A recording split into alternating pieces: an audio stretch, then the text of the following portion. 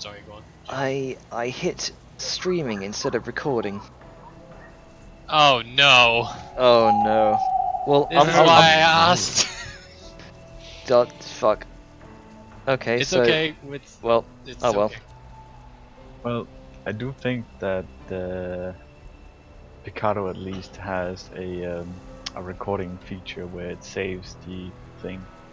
It's it hasn't let me save a recording because my recordings are full.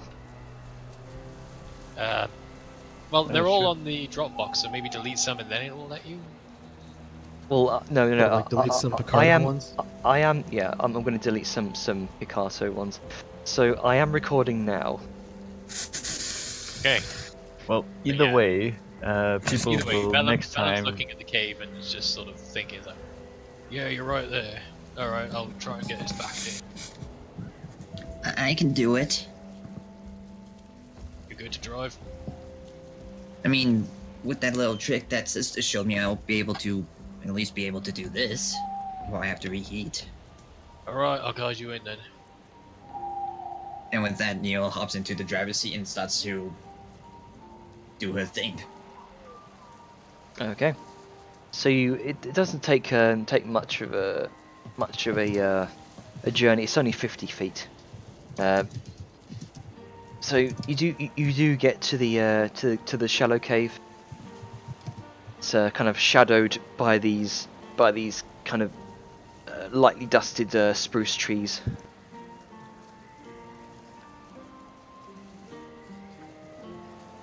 You pull up your cart to the side, just inside of the cave. It is tall enough for you to kind of squeeze your cart in there. The horses also fit comfortably in there. You also notice, all of you who now enter the cave, there's a crunching of your feet as you see kind of frosted over bones.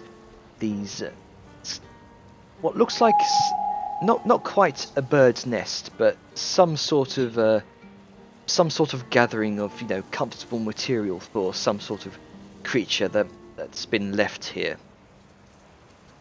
Yeah. Can we're I probably make gonna a wanna nature watch. check to see if I can discern what kind of nest it is? Sure. You want to clean any of this up? 15? So you do notice some of the remains are of quite large herbivores.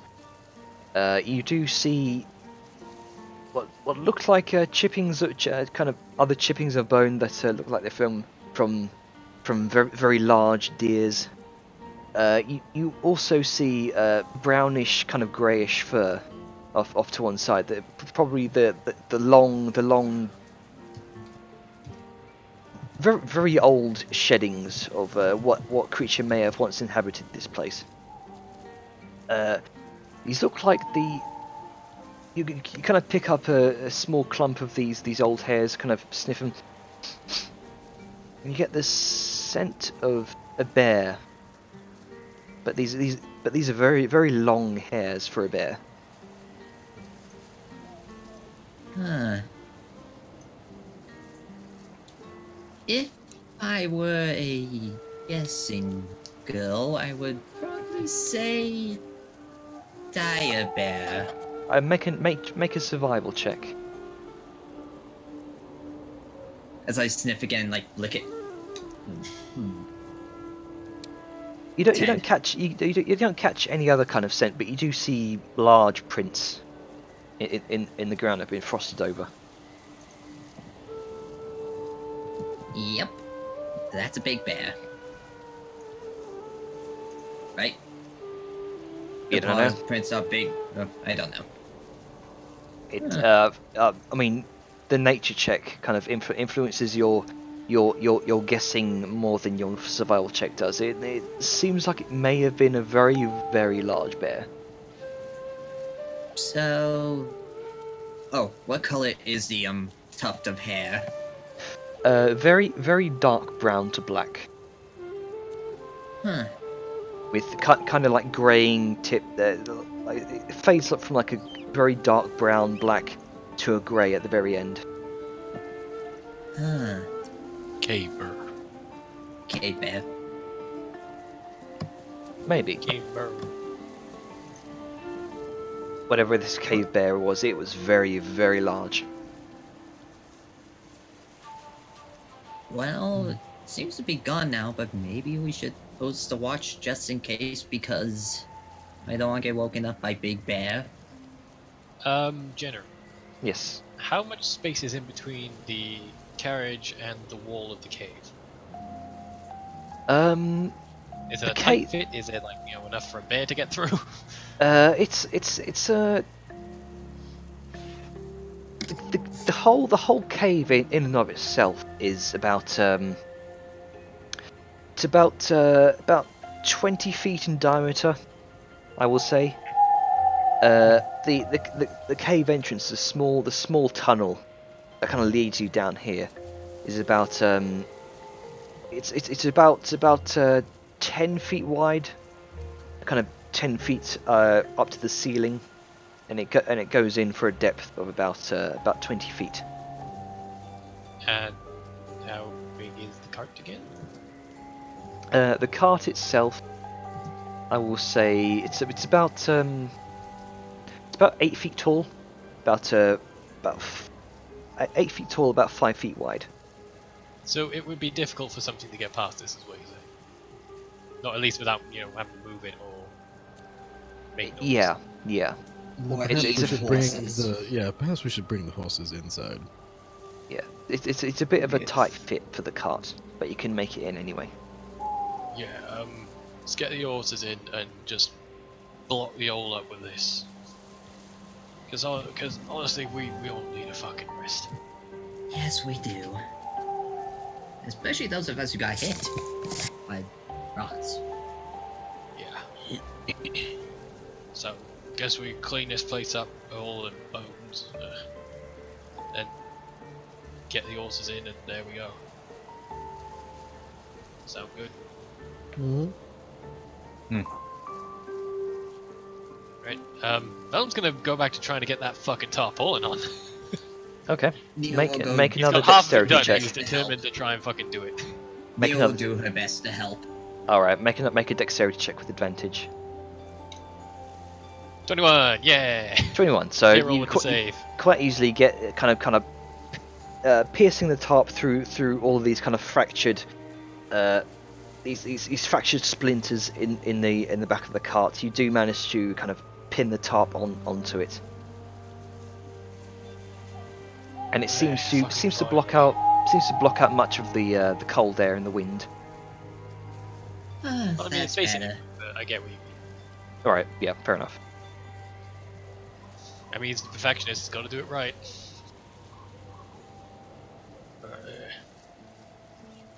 So is anyone doing anything else, like cleaning up? Yeah, what are the rest of you guys doing? Siren's going to gather some bones and use them as like pseudo firewood because lulz. Yeah, they might be pretty dry enough for that. And plus, being in a cave, the stone walls are going to reflect the heat, so it's actually probably going to be very warm and toasty inside Mhm. the cave. So with that in mind, yeah, Siren just uses some prestidigitation and starts the fire and just kind of sits down, enjoying the warmth, especially with the windbreaker that is the cart. Okay.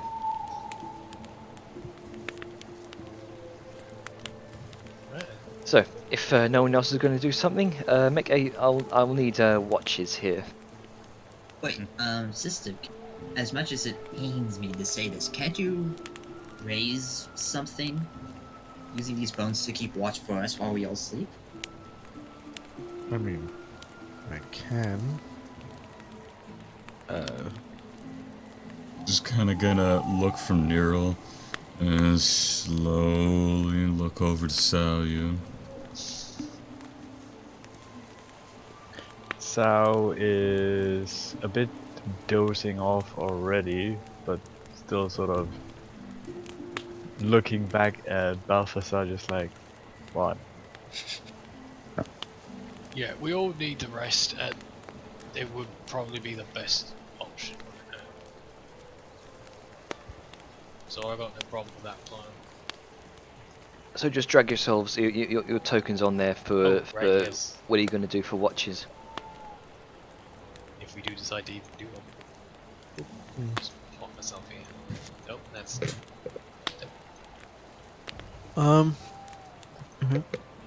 Siren, a little nonplussed, but somewhat surprised. Like, drugs, like, fine, of course. The only issue is that it wouldn't. Creations I make don't necessarily have the capabilities of raising an alarm. Actually, you know what? And Siren is going to just make a quick motion to the bones that aren't on fire. And runes glow, so forth, and she raises a skeleton. Just real quick. And it is bloop. Okay then. And he will sit there You and see- be watch for all. You see, as she sort of raises this figure, this bony figure, it doesn't look like a traditional kind of humanoid skeleton. You can see it because of the kind of sparse and misshapen nature of all these scattered bones. It looks more like a ramshackle construct of bone than anything. You can see the head itself seems to be like this half broken deer-like skull with kind of broken out with one kind of broken antler to one side. Alright. You can see the arms aren't constructed like you would expect. It's more like shards of bone, kind of vaguely resembling an arm. And it sort of stumbles and creaks forward in very, very, very awkwardly. This misshapen gait. Okay, so she looks at the skeleton. She points to the mouth of the cave. If any creature tries to enter, you are to use this. And she turns, pulls out just a pan, and it's you are to strike this with your sword as an alarm to wake us. Otherwise, protect us. So See the skeleton, the skeletal construct just sort of nods and sort of jangles off into one direction, kind of next to the cart. alright. Well, there's the issue of watch settled. Alright. With that done, I'm assuming we already ate. With that done, I'm going to tuck in. Same. Okay. Sounds like a So- good plan. As the evening progresses, not a hearty meal as per usual with your rations. Just mark off another set of rations from your supplies there. But it sustains you for the evening, and night eventually comes, and you all begin your deep sleep. So who's taking first watch? The skeleton. Skeleton. Roll perception for the skeleton. Alright, let's do this. Go, He's not- Skelly boy. He's not the most wisest. Bob two. Yeah. Let's see how this works. It's dark vision. Yeah. 11. 2 more than his passive. Okay. And then So because I'm you just gonna are roll 4 total real quick. okay.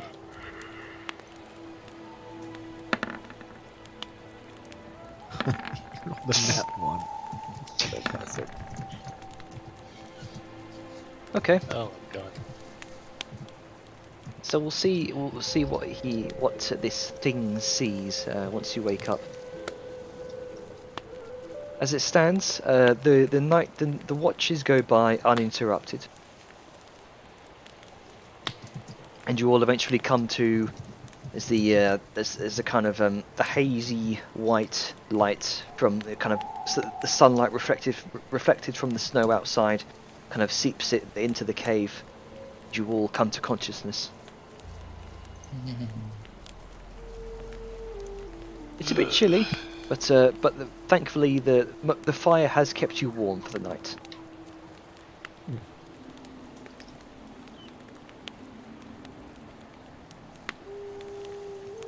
Sleepy. Others do want to lay in. He'll still asleep. It was a good time for some rest. Stay warm.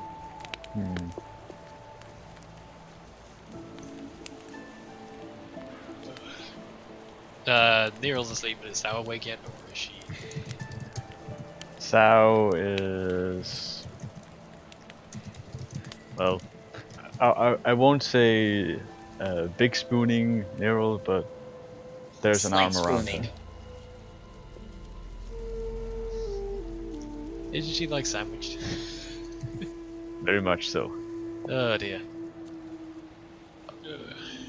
Hey, Nero likes being sandwiched between things. Don't worry about it. It's nice Yeah. and warm. Well, seeing that they're still sort of, snoozing, he's gonna fall back asleep until anyone wakes. Until anyone wakes them up.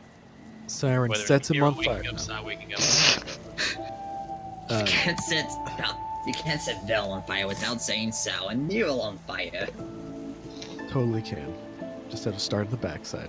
So yeah, Siren is gonna just kind of wake up.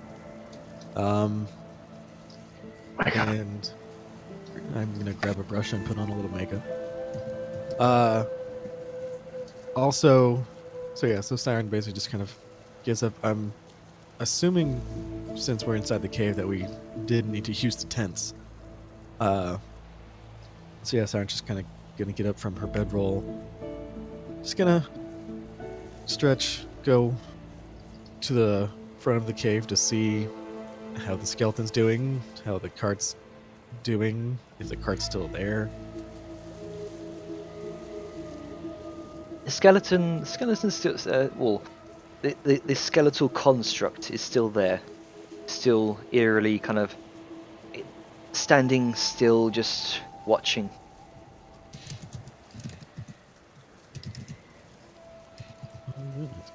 It seems to be like it's like it seems to be kind of waiting for your command,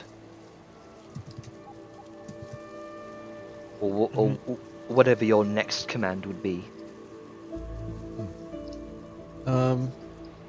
How's the cart look? Still intact? Still there? The cart looks intact. As much as intact as it is. True. Make a perception check, actually. Oh, okay. There's a bear in it.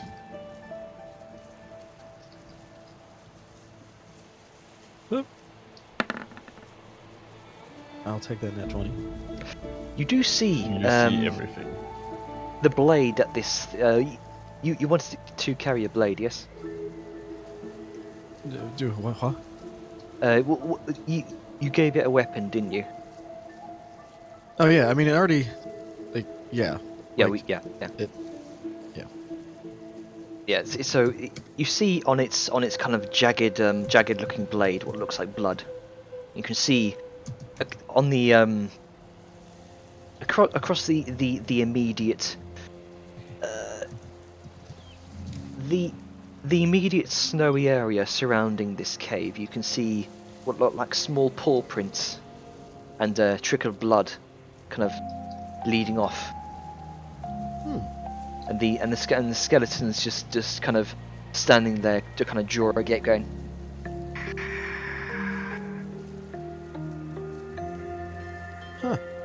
I am going to kind of squeeze a little bit around the cart and see if I can, like, I mean, because obviously there's a bright trail of red in the snow. I'm gonna see, like, if there's dead animals outside the cave. You don't This see doesn't any dead animals. No. You do see that the trail of blood seems to peter off at some point. Alright then. Interesting. So, feeling a sense of accomplishment for my skeleton doing something correctly.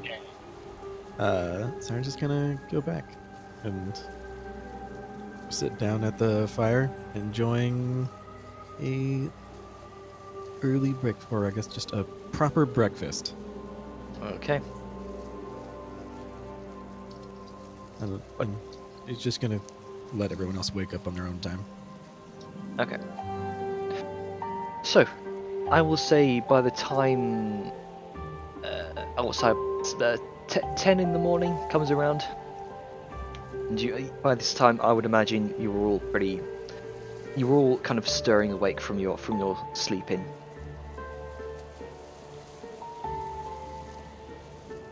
Unless anyone else wants to sleep in, it's completely fine as well. Well, I mean, Nero will basically sleep until she's woken up. yeah, I already Okay, made fair my enough. statement about Vellum, so I can't really go back on it. Until he's woken up by somebody, then he's going to be enjoying his lay in after the fucking harrowing last week or so.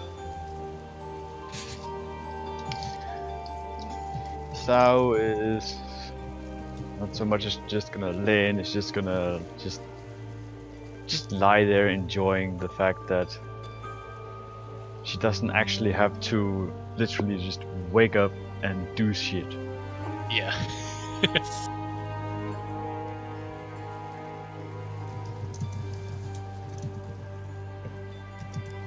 Sorry for the delay. There is conversation going on in DM's secret knowledge. Also, Oh. Atlas, you've been muted this entire time if you were doing anything when you woke up. Nope. Haven't been doing anything. Just sleeping in a bit. We had our bit, so I'm just being quiet so other people have a chance to, have some voice fun.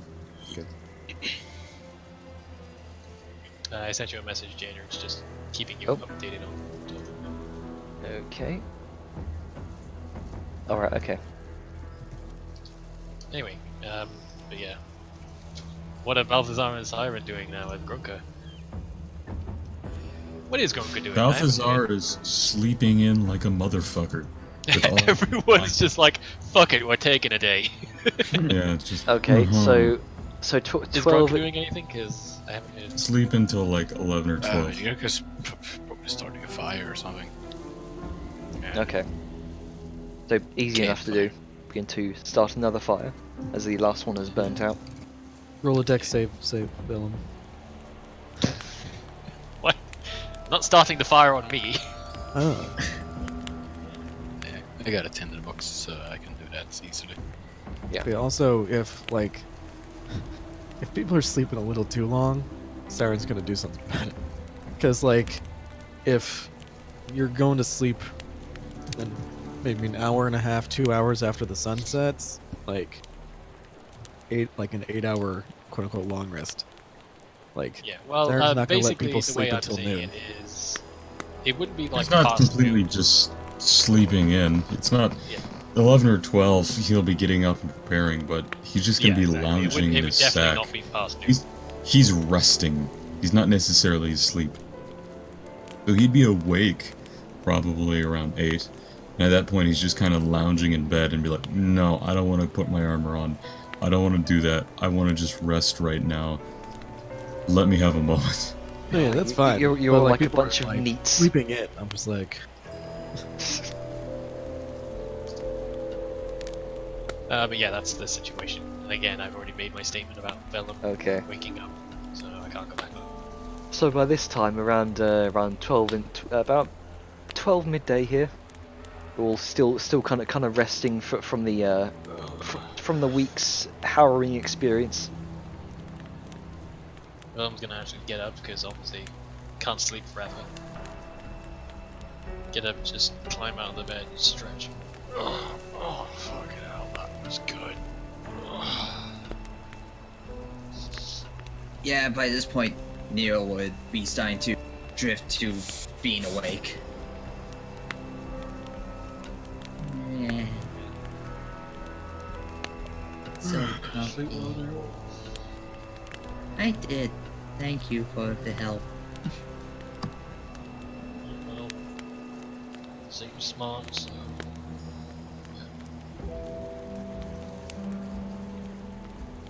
Is Sao going to be awake at this time? She's Or been is she awake for a woken up for while. this? She's just. Just like holding on to the Nero stuffed animal. Yeah, she's just comfy.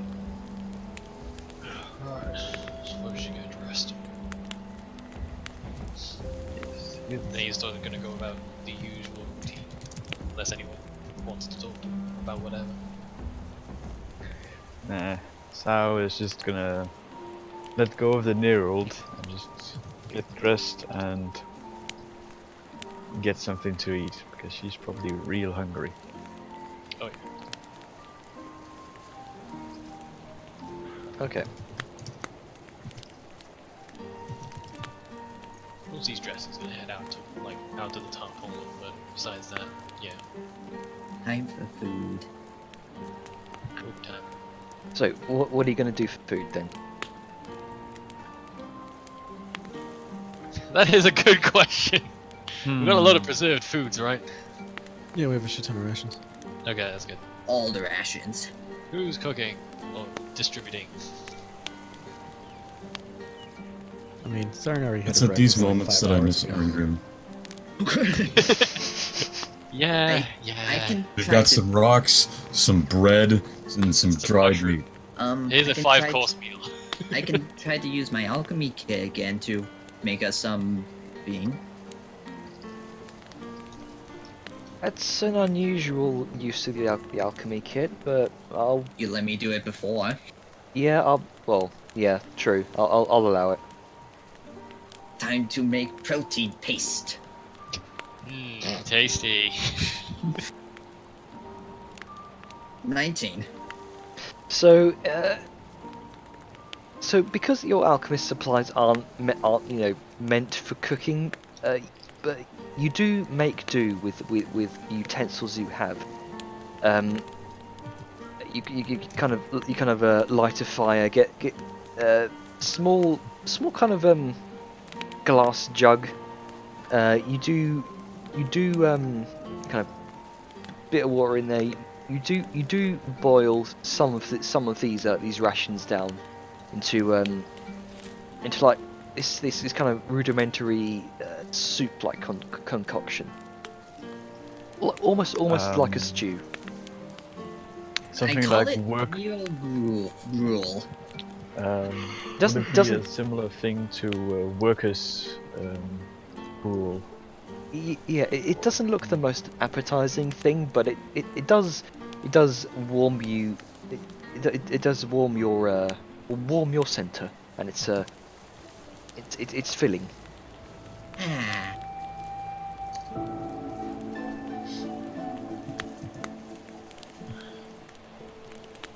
Well, I feel better. What about everyone else? Sort of looking more towards Balthazar and Siren, who were probably up long before them. Yeah, this would be lunch. Yeah, Yeah, exactly. just kind of an. Balthazar is just out of the fancy armor, out of the fancy, just kind of lounging around in whatever fancy pajamas he has, with his fuzzy ass blankets, and he's just kind of laid down, recoiled, you know, yeah, maybe against the wall a little bit, hands cupped behind the head there. You just, that was a good sleep. It's nice not to have to rush once to get up at the crack of the dawn and take a bath and this and that. I'm glad I sent them on those errands. When should they get done with those, by the way? Hopefully they should be returning with the cart. Ah. I see.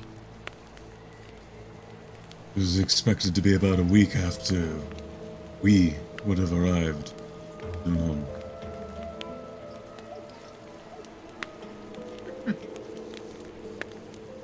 then? Well, it's good we had this bit of a lay-in, because we've just been on the road non-stop. When you think about it. So if one thing Yes. or another is harpies or monsters or bloody whatever. I'm going to need to hire more mercenaries. Well, I mean, we aren't yet a mercenary band until we have mercenaries backing us. If I could get some good dwarven quarrelers.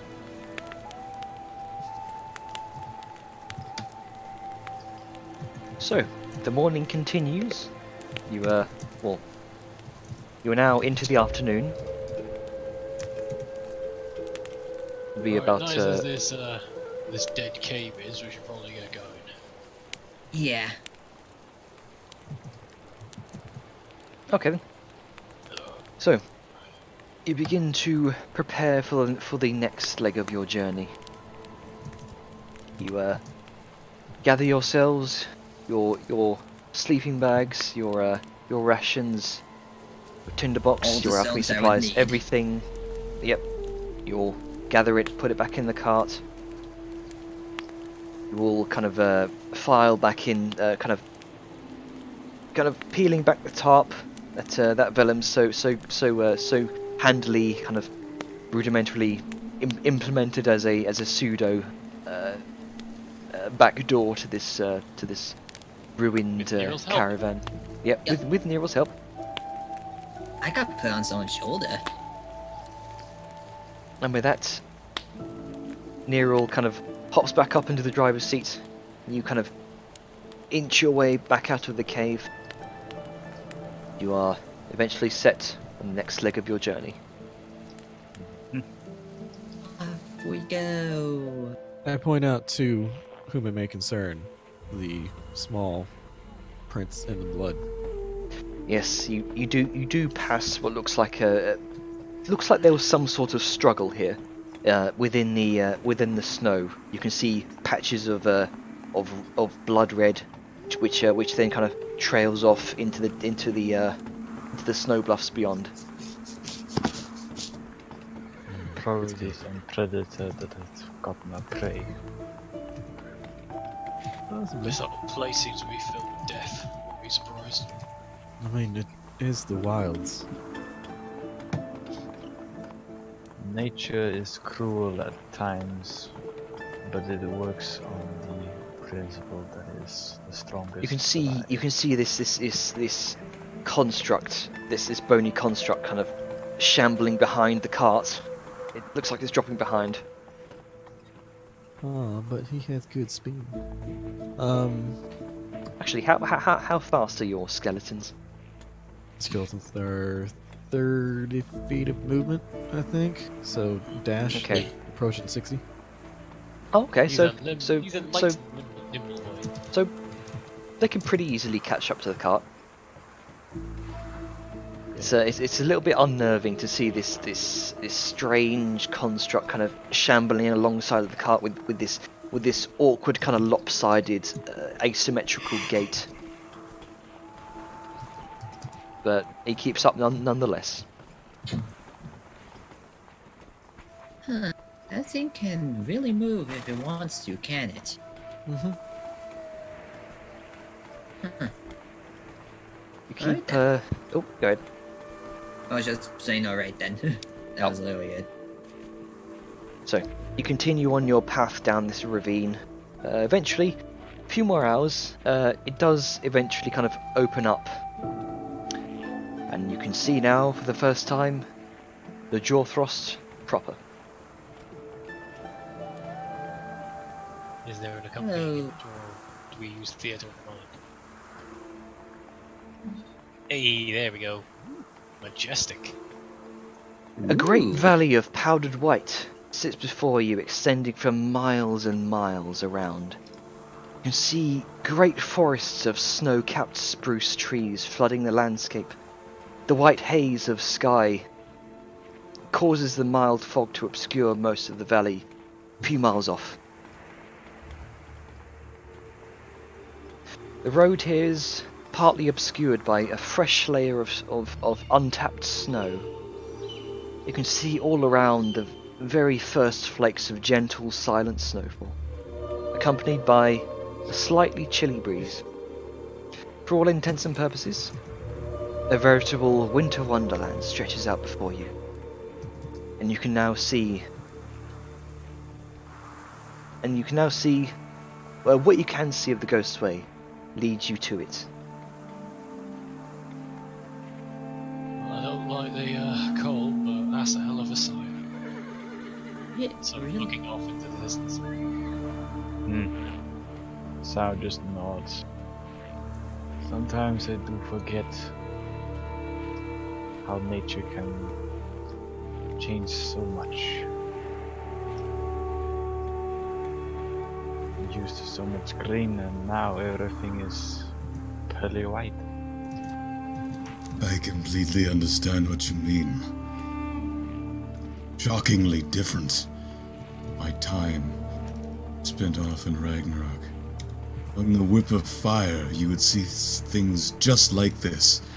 But instead of this pearly white snow, it would be a dark gray ash falling from the sky constantly, coating the landscape. It's different, but a welcomed beauty. It's the first time I'm seeing it for real. The only other place I've seen it is in books. I have Definitely to looking it agree. back up. He sort of seems enamored by the snow now. He's seen like this full scope of dramaticism laid out before him.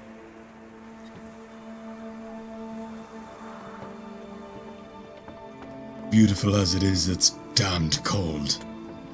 Oh, I yeah. can't say I like it. Fucking freezing. Way too cold. Let's hustle our asses off to the mountainside then. Less time spent on a frigid, slippery road, the better.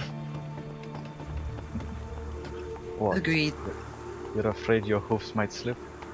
Yes, Knowing how bad Balthazar's luck is when it comes to his feet, I wouldn't be surprised. listen, my hoof hasn't ever been quite the same since an arrow split it in 2 pieces.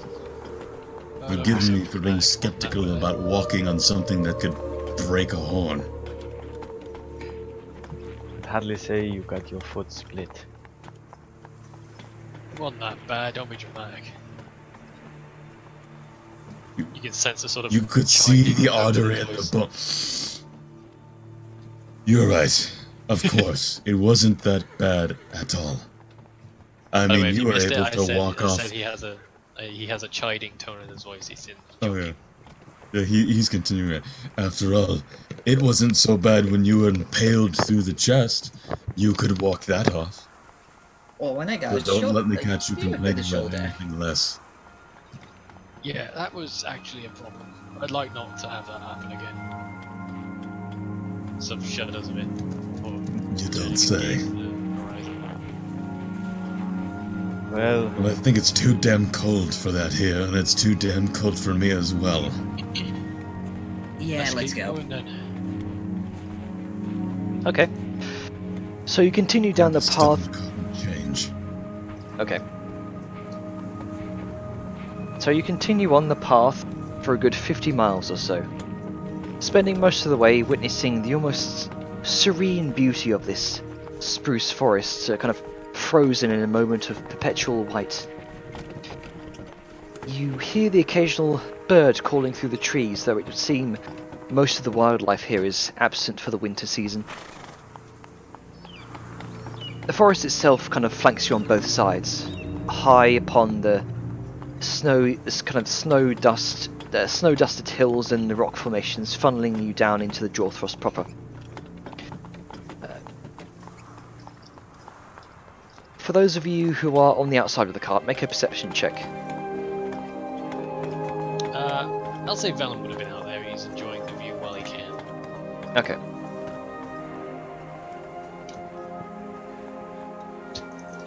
I see everything. Got a lot of double rolls. That's a Damn. double 19.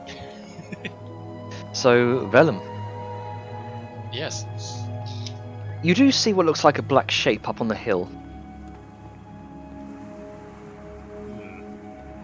Sao is too busy just Distracted. looking at the pretty snow.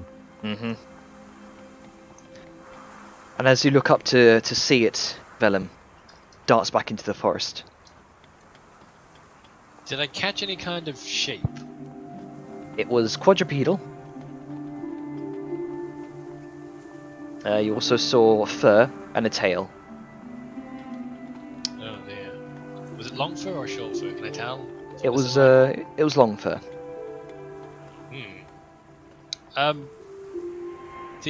When we had that watch before where this thing showed up, was that made aware to everyone or just whoever was on the next watch? I mean, Balthazar saw it. Yeah. I think you said That's what I'm everybody. asking. Atlas? Are you muted? Oh, I went in the cart, so I wouldn't have been able to see. No, I mean, when you saw this before, when you were on watch, Oh, yeah.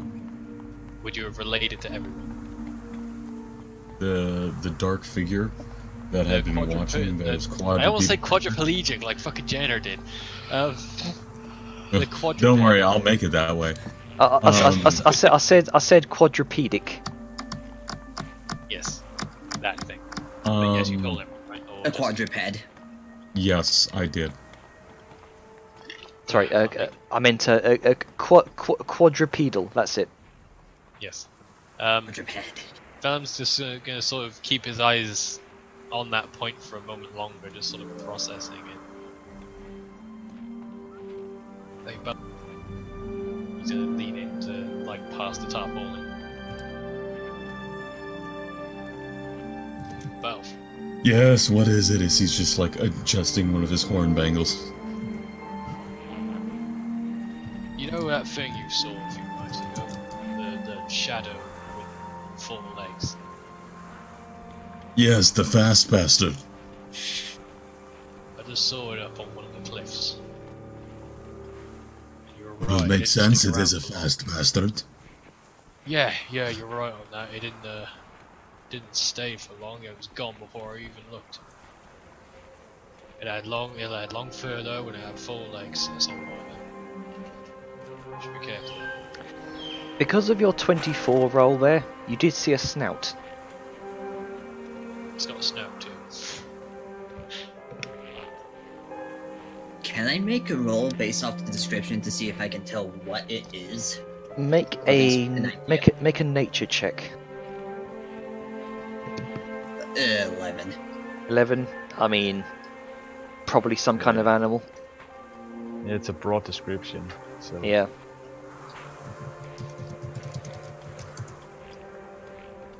Alright.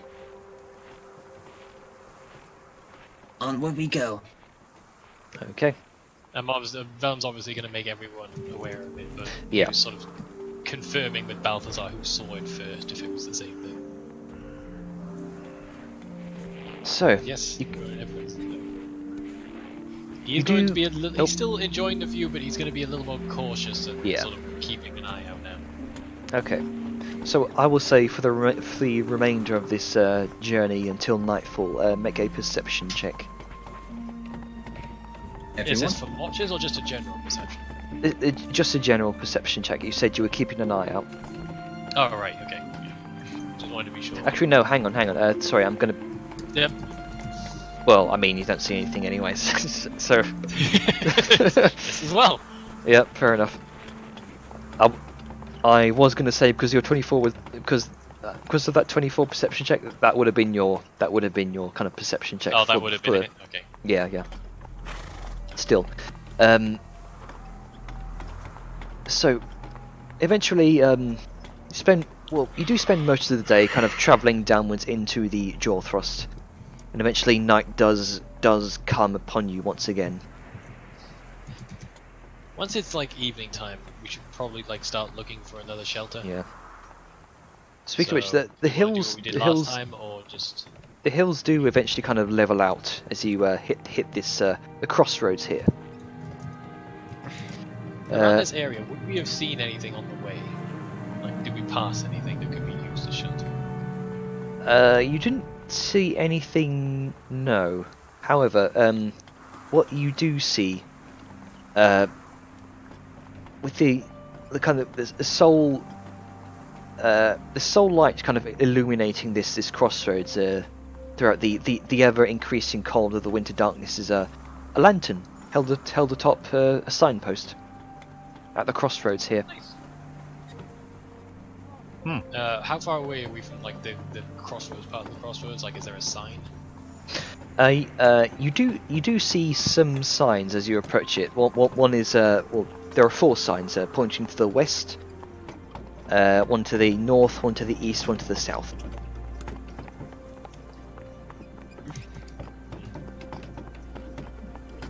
Right, where are we gonna set up camp then? Can't do it out in the open. I will say make a all of you make a perception check.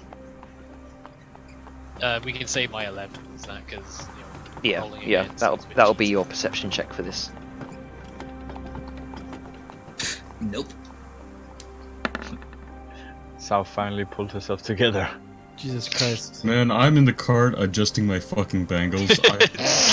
Yeah, This is Balthazar's day off. She doesn't Fucking give a leave me fuck. alone. I'm in there. I've got my little fucking polishing kit, my beauty kits and everything. I'm making myself look like $1,000,000. I don't have time to worry about this. Okay, Sao Yun. Multiple things. Reading the signs here, you see one sign pointing to the west that says Warden's Way, and a series of rune-like etchings above it. To the south, back from where you came, it's a sign that reads The Ghost Way. More runes above that. To the north, reads a sign that says Cliffspire, and again, more runes above that. Then finally, to the east points a sign that says, in ever opulent and angular kind of flourish, the text, Dune Hollow Citadel, and with more kind of runes above that. Fancy. Also, you can see, looking around, you see what looks like, hang on. Yeah, here we go. You see about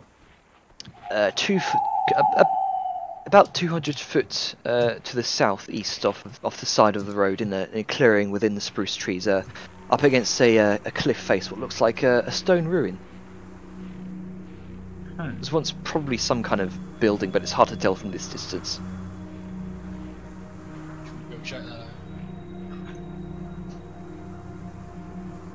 As she sees all this, she just turns her head to the group again and just goes, "We were going to Cliffspire first to repair the cart, right?" Among other things, yeah, I think. That sounded like it was the plan. Mm-hmm. Alright, then we're on the right track. Then she motions to the sign that points in that direction.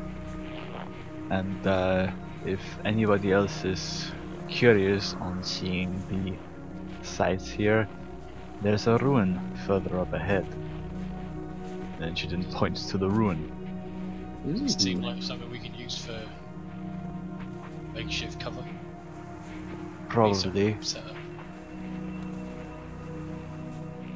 It's hard to tell at this distance, but it's probably been raided multiple times by now. Either way would make for good cover. At least, I hope. Right, wanna go check it out, so? He's sort of Yeah. volunteering to go with.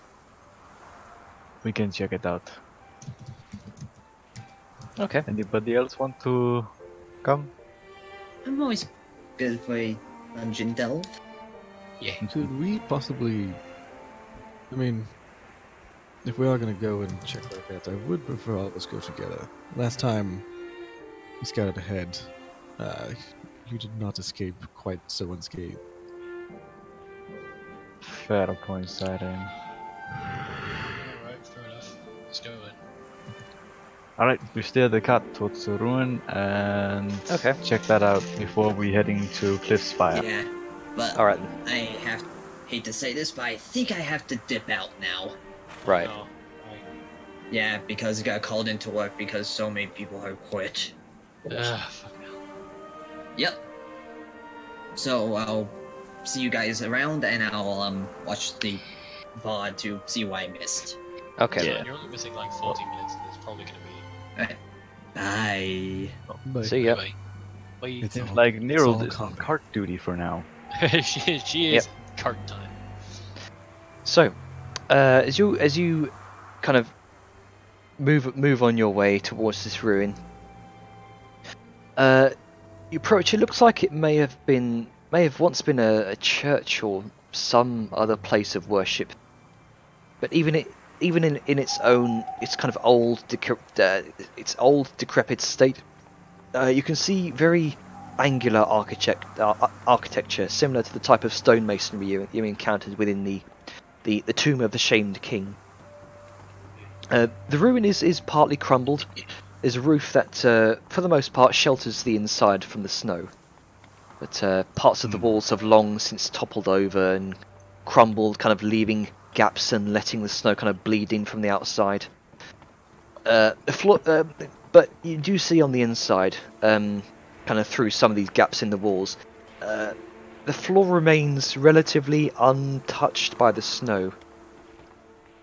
The place itself looks like it's about maybe 60 to 70 feet wide, about 70 to 80 foot long. And you What's approach the wind entrance. Situation? Like, is there shelter from the wind? Looks like there might be shelter from the wind, yes.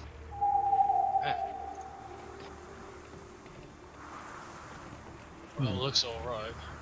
Unless we find another cave, this is probably the best we're gonna get. True. Granted, we might have to do a bit of covering up, but it should work nicely. Well, if we bring the cart over here, we can block that bit with this. Sort of gesturing towards a more sheltered part of it, wherever that may be. Okay.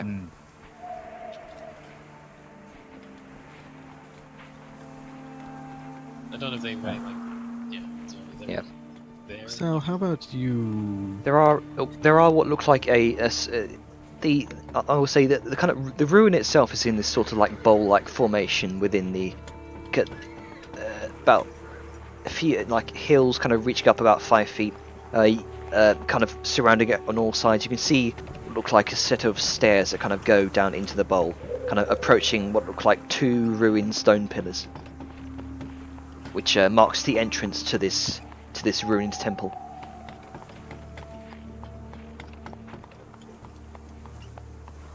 So how about? Are you capable of perhaps checking any magic that you might be able to detect? They should be. Why? You think this place might be haunted? I don't know. That's what I'm asking you to check. If not haunted, it's easier to see magical traps and such of that when you actually can see them. Alright, alright. I'll see what I can find. If anything. Just ping that is it detect magic? Yeah, there we go. The old detect magic. Yeah. It's gonna be cast as ritual. Okay. So as 10 minutes pass, kind of standing at the entrance of this ruined temple. You don't find much in the way of magical residue or essence. Hang on, I got a fucking cat. Did you find a cat though? Oh, it's a snow leopard. Hang on.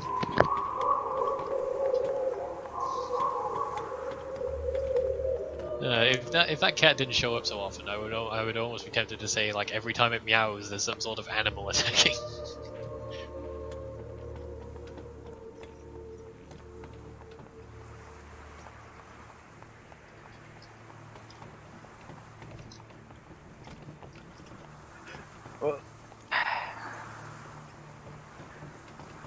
I don't sense much around here, so it seems very much abandoned in every sense. Okay. Although the only magical thing I do detect, and then she just notions to the shambling thing you have followed, is that.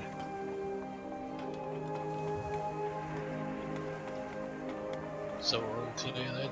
Right. Okay. Sorry. Yeah. It looks like it's all clear, yes.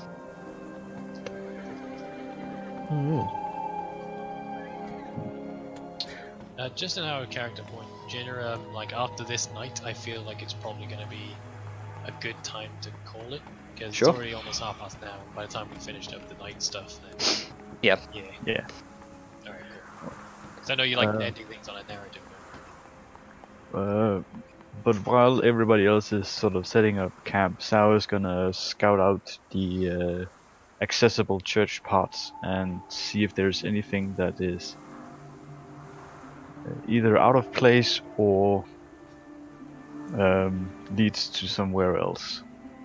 Because chances are it's a church, there are catacombs. There are catacombs, who knows? Okay then. 1 second. And by the way, detect magic is concentration up to 10 minutes, so Yeah.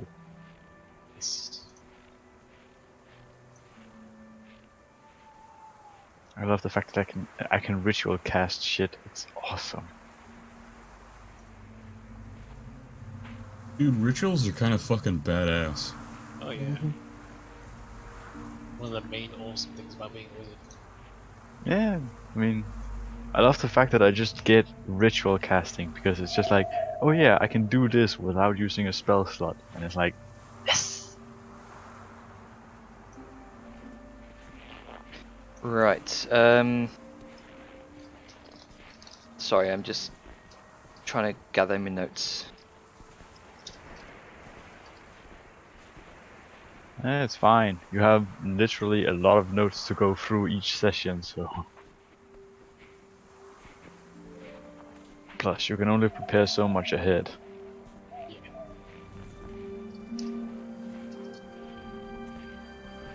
Right, I will drag you over to the map. Oh no. Actual maps mean combat. Not entirely. I know, I'm teasing. Usually, a map is also good for something like exploratory stuff. Yeah.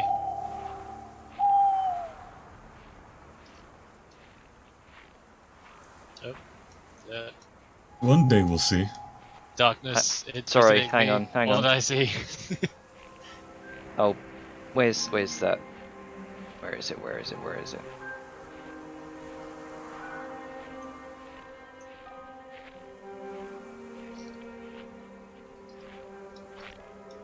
Okay, I will place you all here.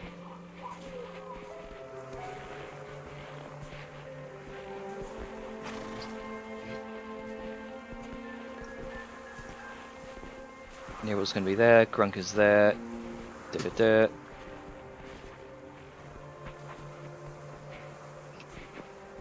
I see nothing.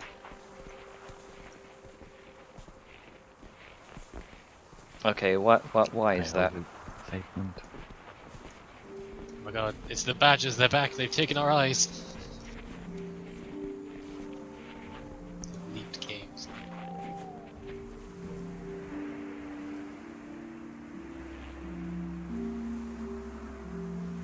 Maybe it's like that. Nope. Oh, sodding hell.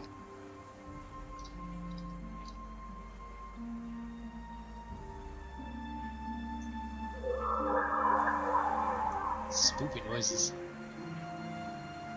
Some really good music you got here.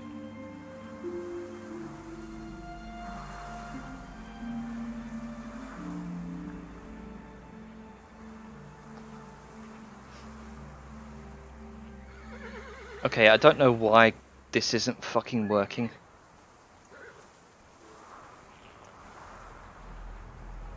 Alright, okay, there we go. Oh, hey, there we go. Oh, there we go.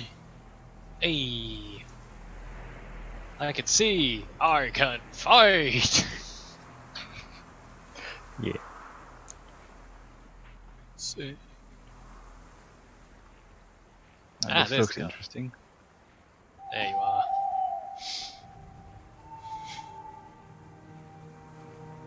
I'll say Venom's there then. Oh, ring, ring, ring. There we go. So, this is the ruin. Are the pillars far enough apart to get the carriage through? Because the more shelter, the better. It looks like you just about squeeze it through. Let me scout it out first. Thing is about it's about 10 feet wide. The cart itself is Yeah, about that 5 might- feet. I'm just gonna. I'll say Vellum's having a wander to see what the best spot would be. Are these upslopes or downslopes? Those are Well, slopes. that's the edge of the trim. Yeah, slopes Sorry. going upwards. Okay. Is it like a sharp, steep one, or it's like It's about 5 feet up. It's fairly steep.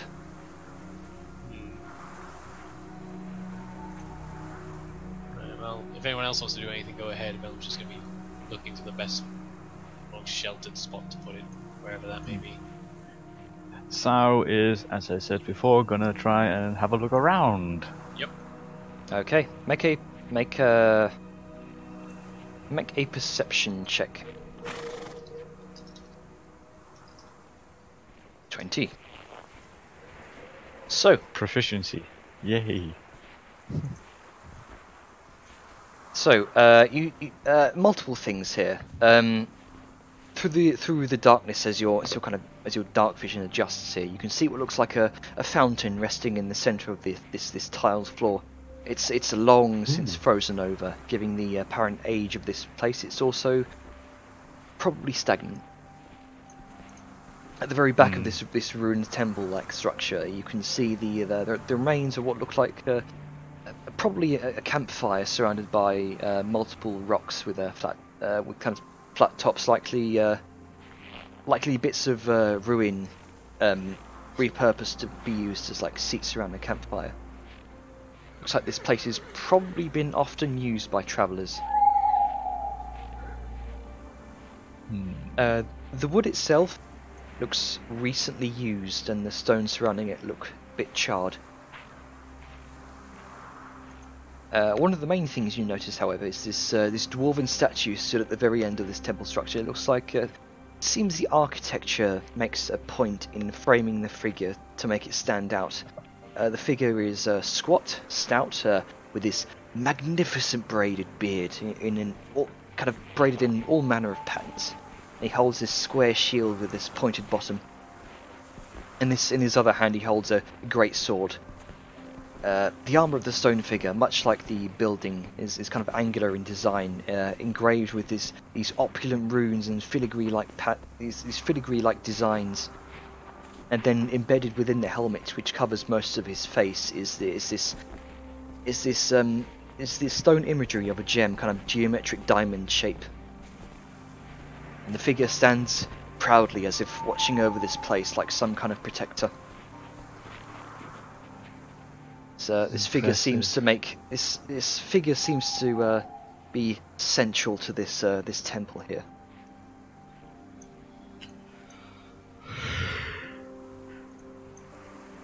It always impresses me.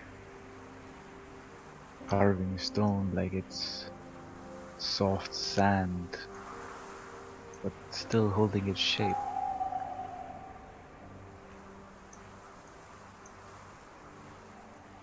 It's always something. Sarah just muttering to herself.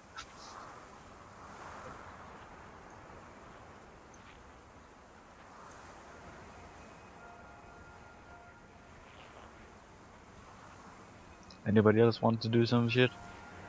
I'm Actually, gonna no, look I at already this a said little bit. This old, stagnant fountain. You can see the water's been frosted over for who knows how long. Probably a very long time, given this place.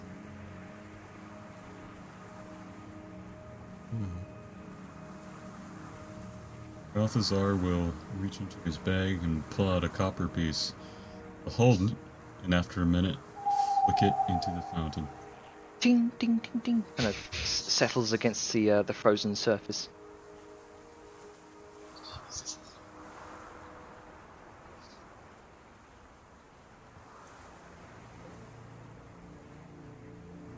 Pretty sure there has to be water in it for that to work.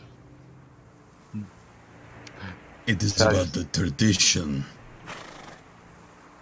Sal just looks over her shoulder at the sound of a coin on ice, and just looks at Balthazar like,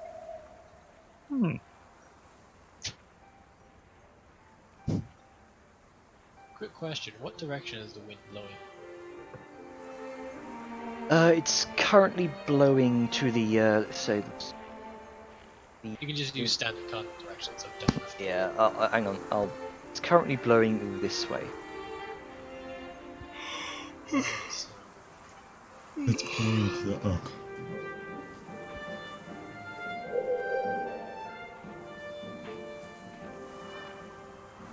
Yeah. Sorry, I'm just thinking, carry on. We haven't had any. Careful, that's dangerous.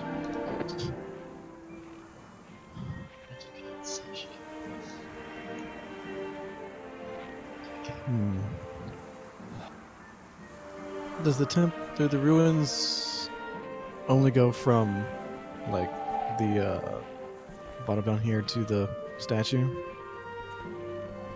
The ruins, the temple itself, the ruins of the temple, it's, hang on, from here to around here. Okay. From there to there. Alright. Saren is going to curiously go up and get a better look at the statue. You see this magnificently carved dwarven figure in all of its glory. I should mention, does my detect magic tell me anything magical about the statue, or is it literally just a bunch of stone? It just seems to be a bunch of stone, but it looks like it's been well looked after.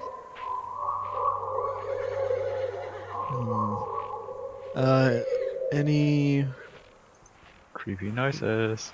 So they leave the ruins in disrepair to keep the statue. Are there any fucking plaques or anything that might say who the statue is?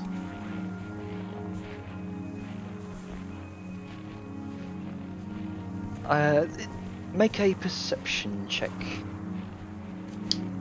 I'd like to do history, so I Sure. try and see if I can recognize this guy. This would From be some more of of a those- this would be more of a religion check. Oh, okay. Hey, It just wait. looks like you said Takes a perception. deep breath and snaps. Of course. I don't care. You said perception, but I accidentally rolled history. But I can do perception. It was an 18 anyway, so it would have been It's modifier. a The 21. roll's legitimate. It's just okay. modifier. So you do see what looks like a few stone engravings on the base of this statue. Looks to be dwarven. The statue of a Good eye. dwarf in a dwarven temple is dwarven.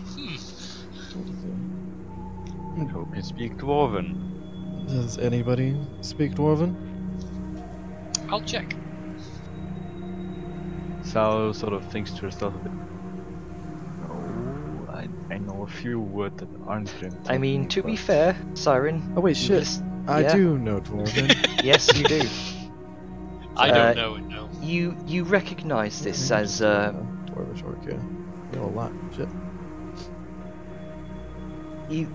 This hang on, I'll whisper it to you. Oh shit. Double shit. Alright. Secrets. I do like the fact that everybody here knows at least a few languages, and then there's Sal. Hey man, Do you know like two, or do you know all of them? I know 2. You know, too. Grunk has got all the obscure fucking ones. Between me and Grunka.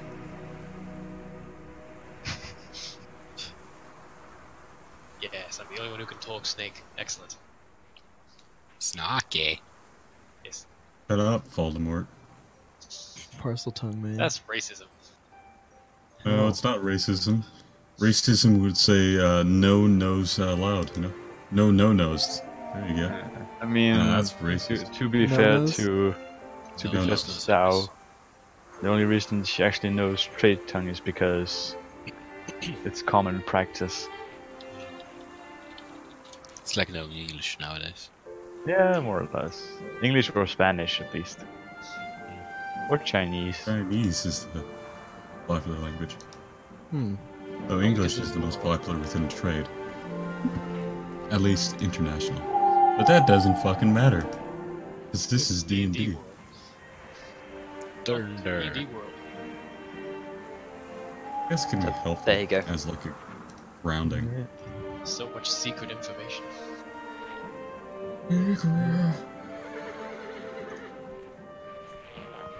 Secret tunnel.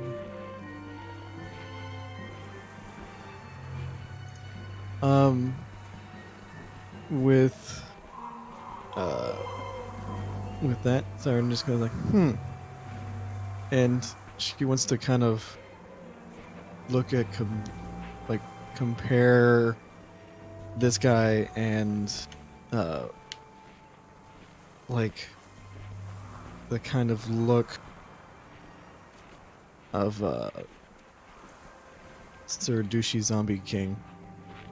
Like, does it seem like he came a long time before? Is this like a recent statue? Is this You don't.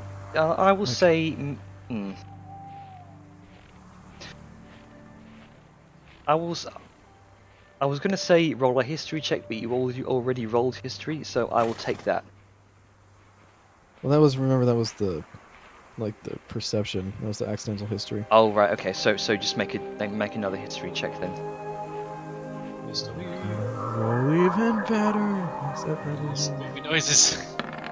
I don't like spoopy Oh, noises. I rolled the 22 exact again. same Exact same thing. number. So, what you do know, hang on, yes. So, I will assume you're probably gonna share this with everyone else. Maybe. Maybe. Sorry, like if you need a copy Uh, and paste, or just like I'm sure they won't meta like the shit. Oh, okay, fine. I'll just read it. So, you do know this name is familiar to you, Dune. You do know that Dune's name was once spoken throughout the lands that would one day become known as the Jorthros. However, almost all of his legends were excised from history by the slow march of time. Only a few of his exploits are known, and are kept alive by a strong dwarven oral tradition which dates back generations. The epic tales of this legendary hero's journey are often embellished, but many parts of them have elements of truth to them. Often shrouded in allegory and metaphor, it's difficult to separate fact from fiction within Dune's story. There are some ancient historical texts which date back around 2,000 years ago to the War of Broken Chains during the struggle for freedom from the Giants. Most records tell of a legendary dwarf whom united all of dwarven kind in their allegiance with the ancient halflings and humans against the Akteshi Empire. Some say that he dug into the mountains by himself. According to legend, he laboured for 10 years, day and night, forging and carving away rocks, stone and metal. For the final day of the 10th year, he played his harp as he shepherded his people to safety inside the ancient foundations of what would eventually become the glorious dwarven citadel of Dune Hollow. According to a running theme throughout the tales told of Dune, he valued privacy, solitude and focus. His wisdom is often cited in dwarven phrases, namesakes and ancient dwarven lore and tradition. And what little are found of his forging techniques are often very well guarded secrets which the dwarves jealously guard. Relics found to have been made by Dune are a rarity. Some say that the crown of the Mountain King, currently worn by King Bretor Jornmaier, was forged by Dune himself. With this crown, it is traditionally believed that any member of dwarven royalty gifted with the crown is said to become the next symbolic embodiment of the Dwarven King, of the Mountain King, of Dune himself. Regardless, Dune was a folk hero, turned legend and then patron saint, and then eventually this godly figure amongst all of dwarven kind. To dwarven culture, Dune is considered the dwarven demigod of royalty, wisdom, forging, and craftsmanship. He has many titles: the Carven King, Silvered Lord, and most commonly, the Mountain King. His iconography and visage are common themes within dwarven architecture and art. It is said that Dune slumbers deep beneath the earth within a vast lava cavern, sat upon his throne before a great anvil, below the Jawfrost, with harp in hand, having fulfilled his promise to keep his people safe from the giants long ago. In an old dwarven prophecy, it is believed that he will awaken once more to protect all of dwarven kind, should the giants return. And there's the handout for you. Sweet. I fucking swear to God, you're putting just about as much work into this as fucking Tolkien, and I love it. That sweet ass lore dump. So yes, Siren will say that. She will say all those things that you said. Yeah, no, she's just gonna like sit there. It's gonna spark a memory, and she's gonna be like, "Oh yes, it's this guy." But she is gonna store that information, like, for later. But she is gonna say like, "Oh, it's one of the old kings."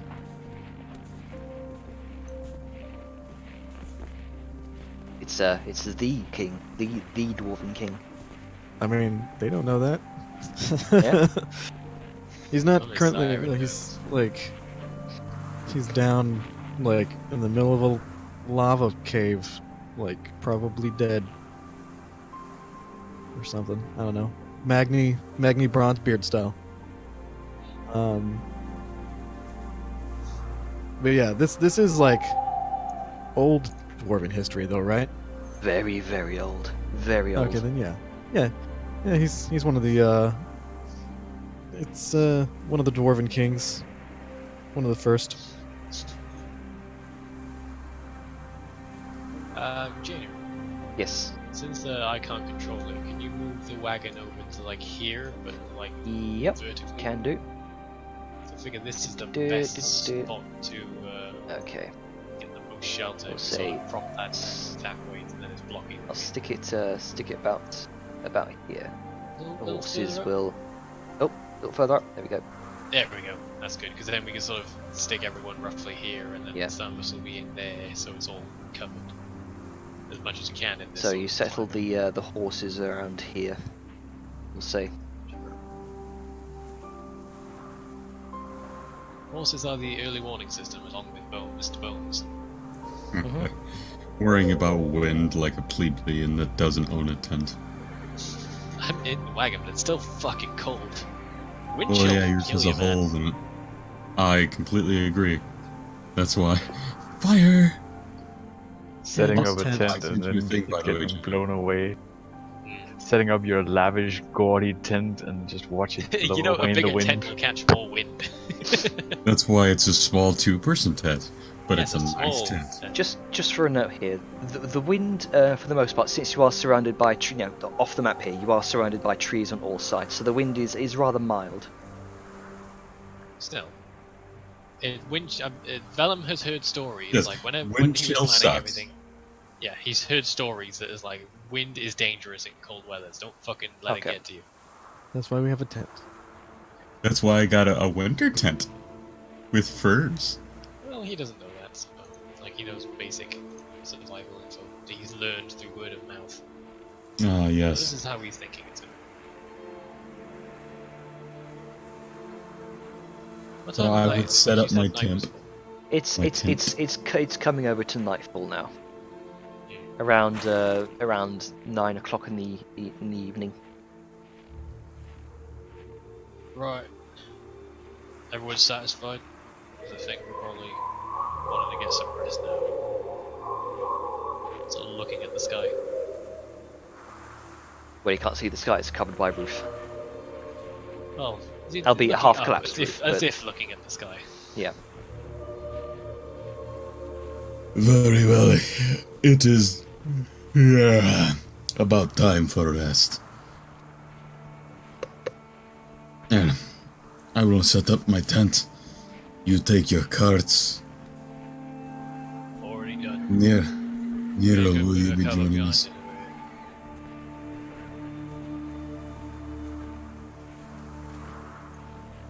So, same as last night? Yes. He's gonna just head on in. I just, like, Cold out here. so because the skeleton won't be able to really navigate the ruins quite as well as an actual watch, I'm not having a fourth tonight. So we do need a watch.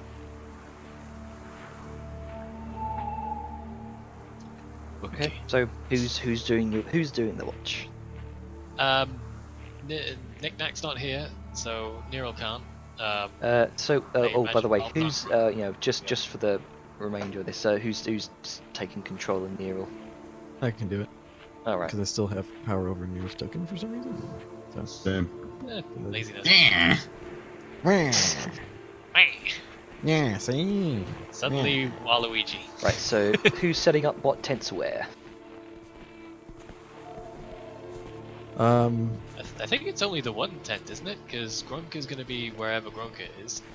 Everyone else is in the wagon. And I keep calling it a different thing. It's either cart, carriage, or wagon. That's all. I don't know who else actually took the time to buy a tent and has a tent in their inventory. I know Sal has one. Sal's been using it. So I was in the carriage last night. I placed mine close to the statue here by the walls. If it's kind of Okay. going this way wind, then this should be a really So nice I'll, pocket. stick it there. There you go. I love how everyone has different ideas about where the wind's going, even though it probably doesn't matter. I went off of Janner, which is something like this. Yeah. Yeah, I know. That's why I put the wagon here, because then you can put a tent behind, so it brought extra cover.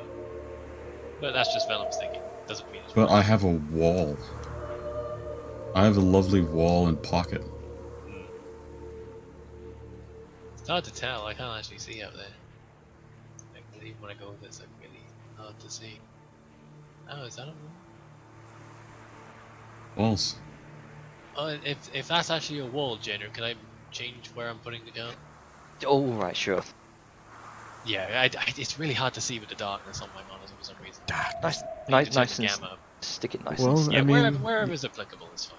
Yeah, there You know, go. that's how it is sometimes. That we do get disadvantage on perception checks in dim light.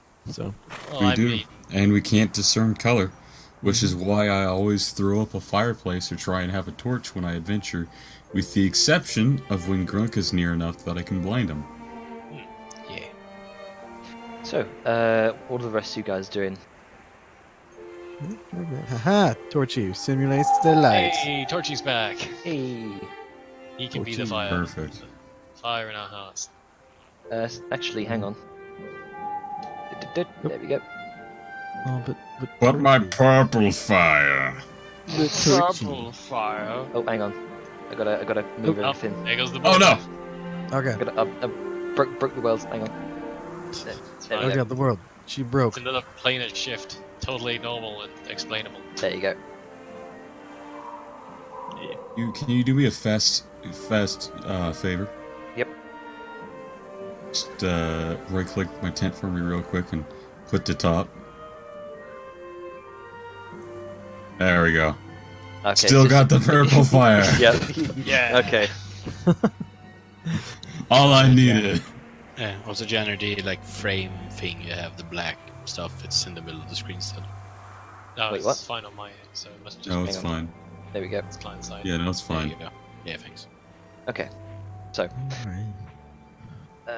who's in? So we've got one tent up. Who's in the tent? Who's in the wagon? Does anyone else want to set their own tent up? Yeah. What are we doing here? I think It's the Nerold, order Sao. of business is, Nerold, Sao, and Vellum are sleeping in the cart, huddling together for warmth. Yes. So I imagine Nero, Balthazar and Siren Salyun, probably in the tent. Kronka. What are you doing? He's probably gonna sleep on top of the cart. Okay. What's this big old This coat has still been- on? This is the best purchase I've ever made. It's Yeah. so fucking useful. Yeah, he's gonna sleep on top of the cart with his coat on and his sleeping bag. Stuff. Okay. You want to So- leave it there because it's like 4 Well, minutes first till- of all, who's doing watches? Oh right, yes. What was it? I guess Yeah, one it's is doing morning like watches the always. deepest night watch. So usually it doesn't start out with Yeah, usually, Vellum, but it's Nerol, Grunka, then Balthazar. So Yeah, Yeah, first there's of no all, reason you can't make a watch. yeah, I know. I know Nick Nack's not here, but Well, the I will say, yeah, as the first watch comes, who's taking that one? I think Sao can take it. Okay. Okay, go for it. Make a perception check. This would be since Nick. this is not in disadvantage because you've got a campfire. Perception. You don't- 23. 23. Second.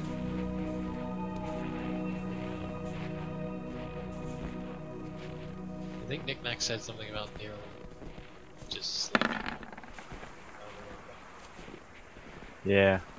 I don't know if that's just because they wanted a reason for her not to do, for him not to do anything, or if it was actually just like she was tired and wanted to sleep. Okay. So I don't know. there's nothing much that you see. Okay, the occasional owl hooting in the distance. Weird. The wolf howling in the distance as well. Nothing much else. Your watch goes by unhindered for the most part. Nothing happens, then back to cuddle sleep. Okay. So, who's next? Did somebody else want to go, or did we want to sort of force Nero into it? I mean, do you want to go? Nope. Okay. Vellum is already struggling with this weather. He is not going to sit Oh, out. in that the dead of was the night. Neryl's, but so Neryl rolled and won. I didn't switch over the names, but Okay. Shivering by the fire. So, you don't see much either, Siren. Your watch goes by pretty much unhindered as well. Yeah. You see the proud statue of Dune kind of watching over the temple before you. It's almost this. Despite not being, your patron deity, you don't really worship any demigods, so to speak. But it almost has this kind of comforting feeling.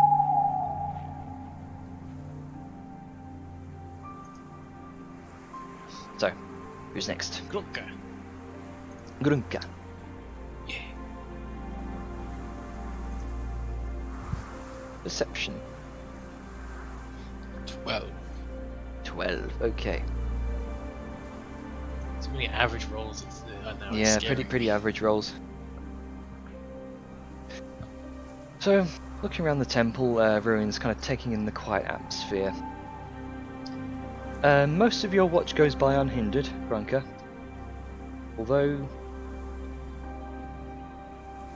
you feel a familiar coldness in your chest.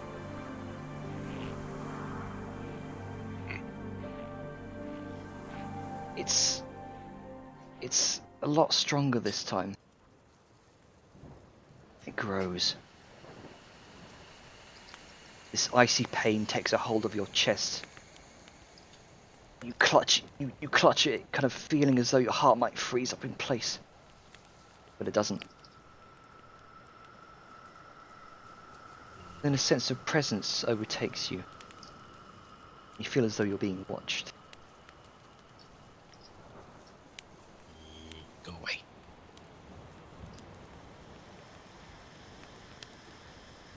Kind of look about through the pain, and you see the shape of a figure through the darkness.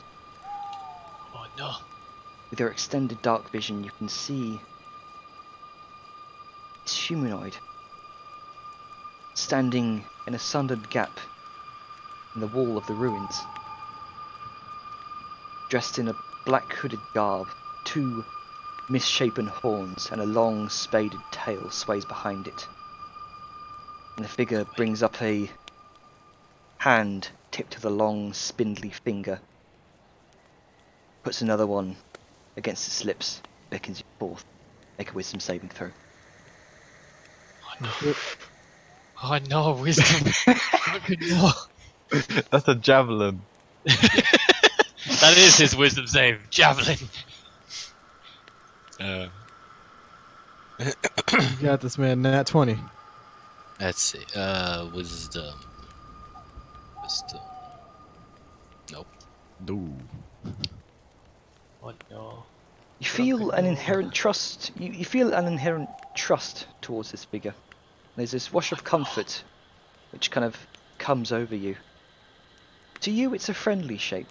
You feel like you can heed its gestures without issue or consequences, as it kind of gestures you for you quietly to follow. You feel the desire to obey in the most favourable way you can. And less of a skulking motion and more of a glide, it disappears behind the wall. Oh no.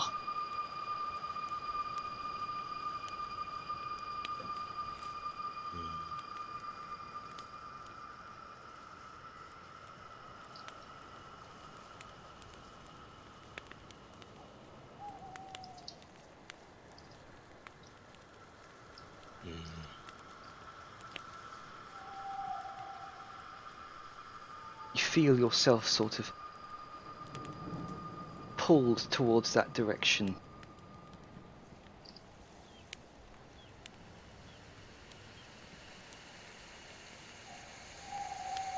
Oh no. Is it moving him? I'm not moving. Yet.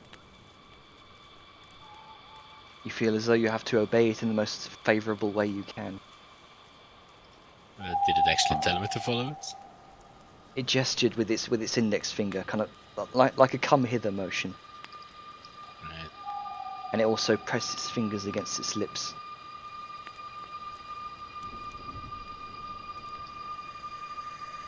You turn the corner, kind of venturing it through the gap into the wall, and continue around to the back of the temple, only to see no one.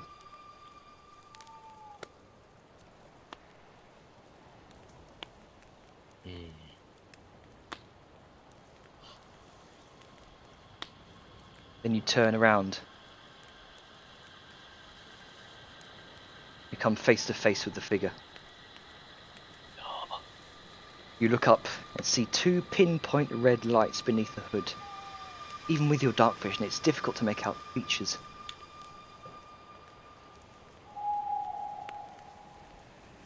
At most angles, some kind of unnatural darkness appears to permanently obscure the face, and it approaches you.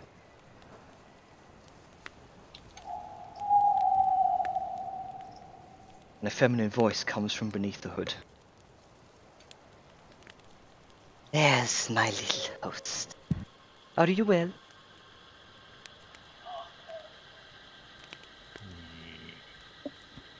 No.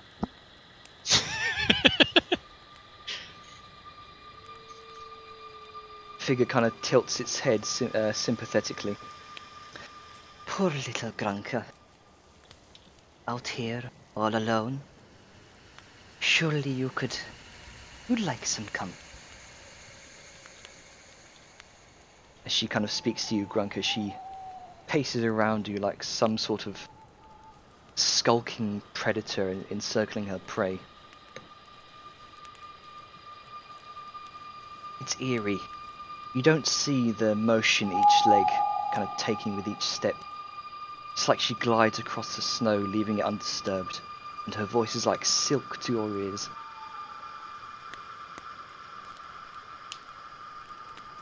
You look so cold. Or is that just the sense of what you have stolen from coming back to haunt you?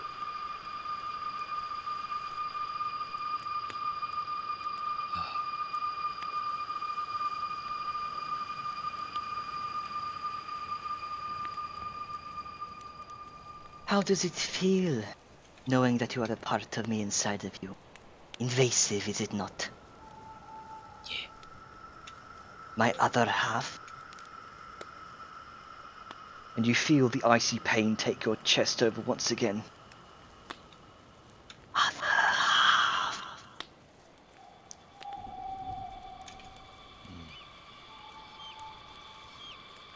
It's funny. In retrospect, I suppose my mother's plan to use the greed of this vessel's previous occupant to her advantage was a double-edged sword. Salvaging the remnants of my soul and splitting it into two fragments bound to simple jewelry seemed like an easy way to have it remain undiscovered.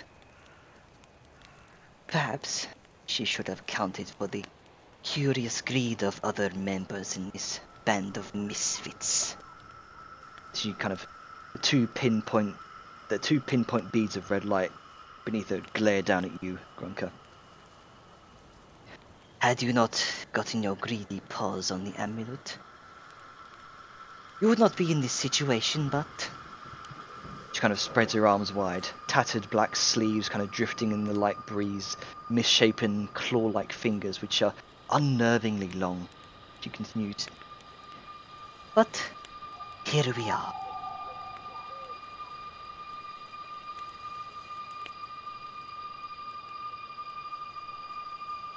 She kind of looks down at you expectantly.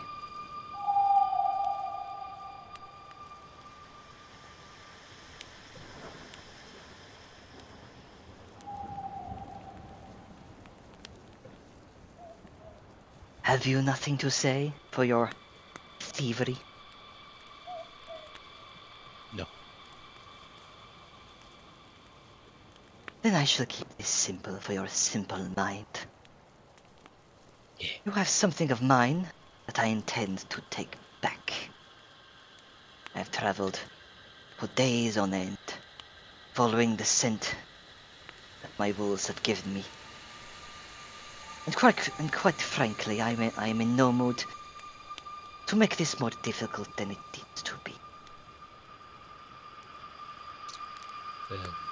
Grunka kind of reach down into his pockets and takes out the shiny soul stone that he have. She kind of swats it out of your hand with the kind of long, gangly fingers. Don't be stupid and ignorant. I know what you carry with you. If you let me do this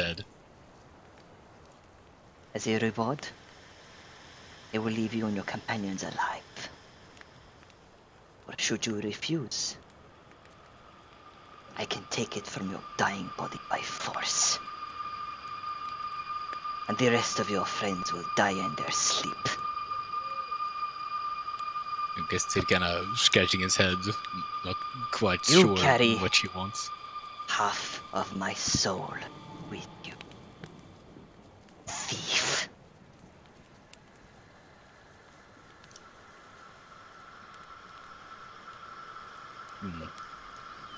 Like he kind of shrugs and like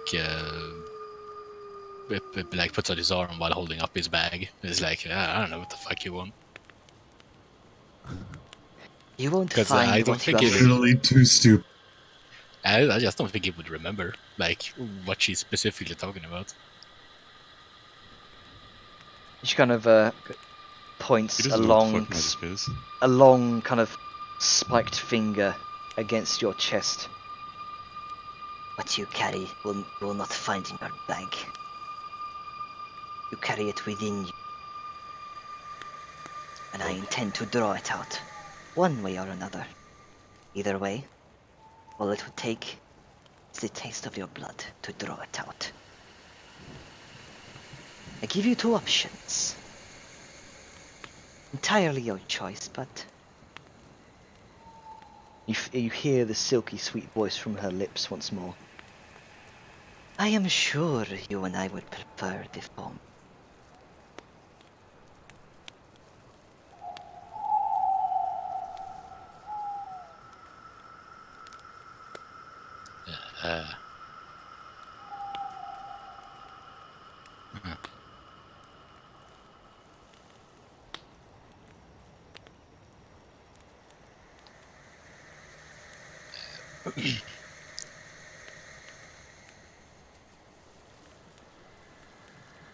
Yeah.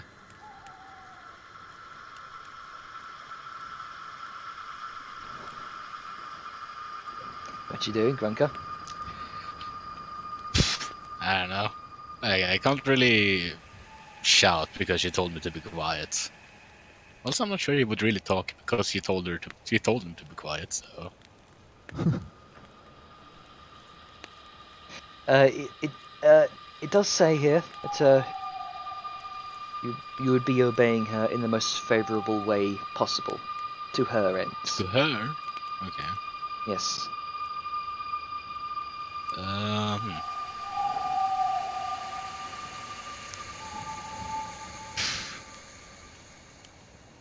not sure. What was she asking for? Blood? She seems to be asking to drink your blood, so that she can draw out the other half of her soul. Oh.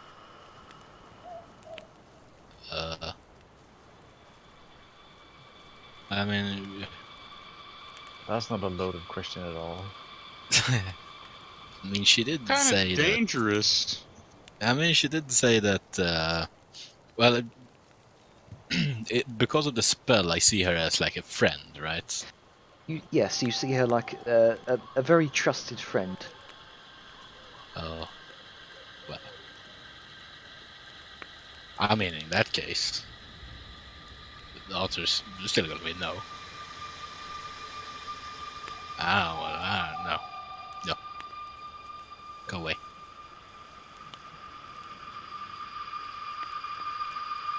Her eyes kind of squint at you. Very well. Yeah. She's going to try and grapple you. Alright. I would like to rage. Well, considering That is a fucking big mistake, lady. considering this so the charmed target regards the creature as a trusted friend to be heeded and protected.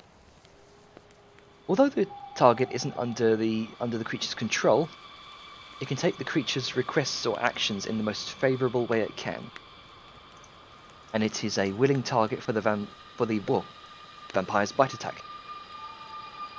Oh, okay. Well, if it's But it willing, might- then I can't really do anything, can I? It might not be willing. Just a thought here. Might Also, not doesn't be like willing, doesn't just- charm ends if the person that Because he's casts getting attacked. charm? Yeah, like doesn't that stop that? 'Cause It could be a special vampire charm. It could be. It We is. don't know. But vampires are big and scary.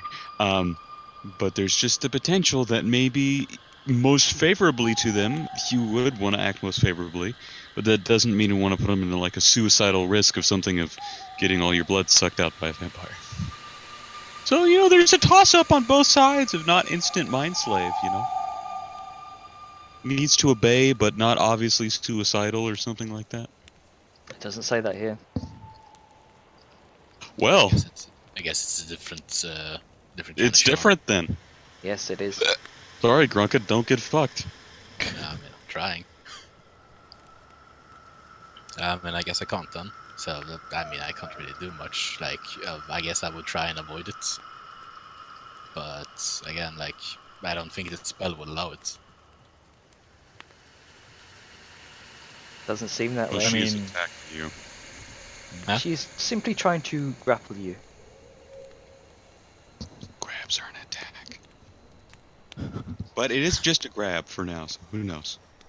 I mean, flavor-wise, the vampire thing might allow for things like a grapple, but a straight-up attack would cancel a charm, as per raw rules.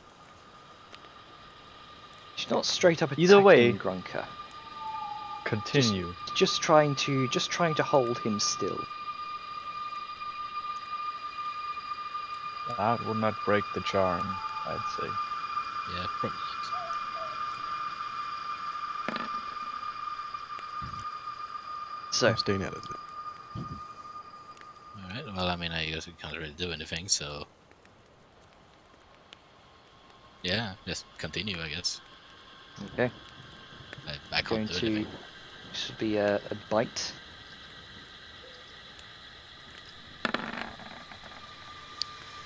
But would this put me out of the charm? A bite? Possibly. Yeah, like, because it's an attack. Like, I don't know, again, I don't know if what different rules this type of charm has. It's a vampire charm essentially. It's very very different from a typical charm effect. And you are considered a willing target for this the vampire's bite attack. Mm.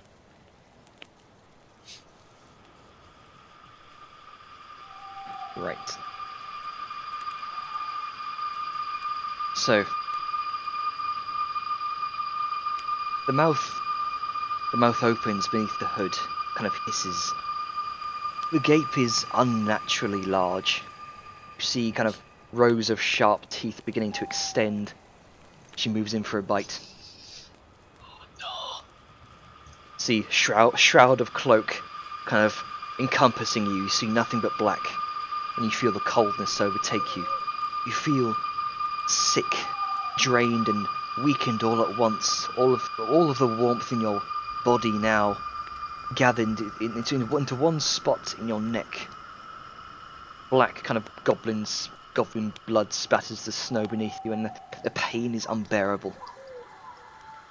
But for this now trusted friend of yours, you grit your teeth and bear it.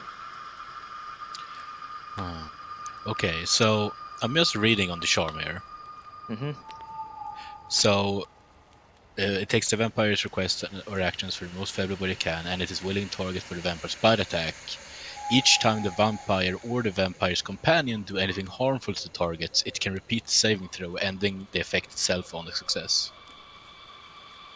I think if you take, I remember fighting a vampire before where they took damage and then got to make another save, but the damage of the bite is quite sizable, so you only get like a couple of attempts before getting drained. I think. Yeah, But otherwise the effect it lasts is 24 hours. it is based on the DM and how they want to play it, isn't it? So entirely down to you. In retrospect here, I might be being a little bit unfair, so I will let you make another wisdom save.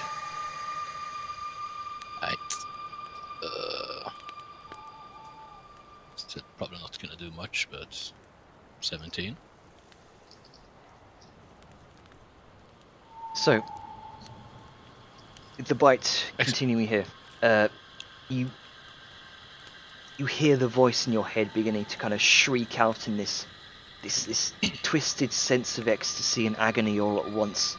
The frozen grasp that clutched the very pit of your chest kind of congeals upward through your neck. the moment continues on for eons, minutes. You feel like hours. There's this blinding white light.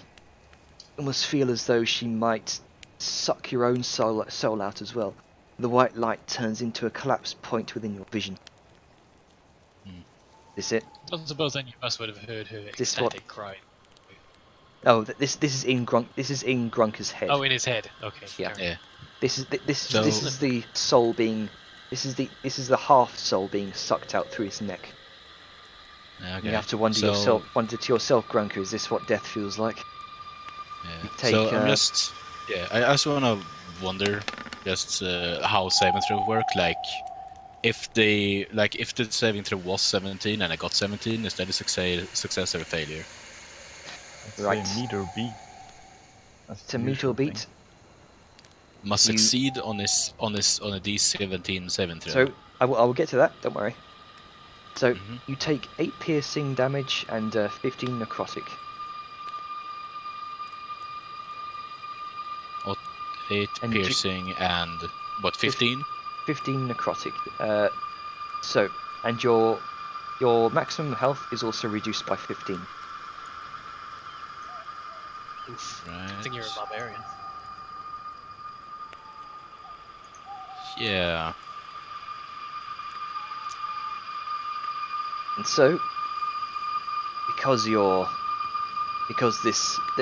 after effects of this soul being sucked out from your neck,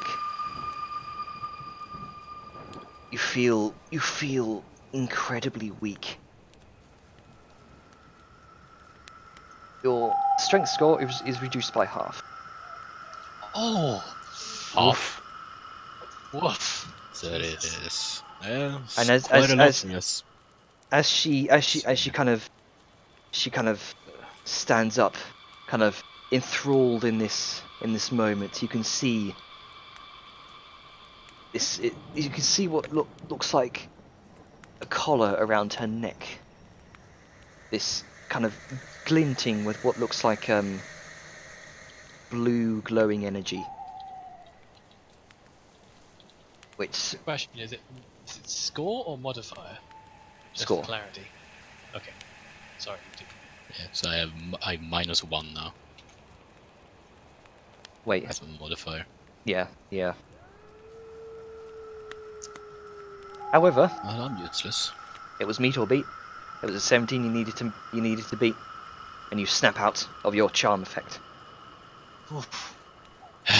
Well, I guess I'm gonna scream. And I'm gonna fucking whack her. Okay, roll attack. I feel like this Also- is read Yeah, also rage. You know, as you would. so angry. Yeah. It's 20. 20. That hits. Yeah. Also, this is a magical weapon. Just so you Okay. know. It's, 10 damage. Nice. I'm gonna hit her again. That's a 12. Misses. And I'm gonna hit her again. That's a 9 and it misses. Yep. Okay. So, she's going to use a legendary action to move without provoking an opportunity attack away from you. You watch her kind of as she's kind of moving. She moves like a shadow. The cloak kind of masking her body for the most part. Very reminiscent of kind of Voldemort. I mean, this whole situation is very reminiscent of like Voldemort kind of feasting on the unicorn blood in the way that he kind of glided. He drifts over here. And that's over here.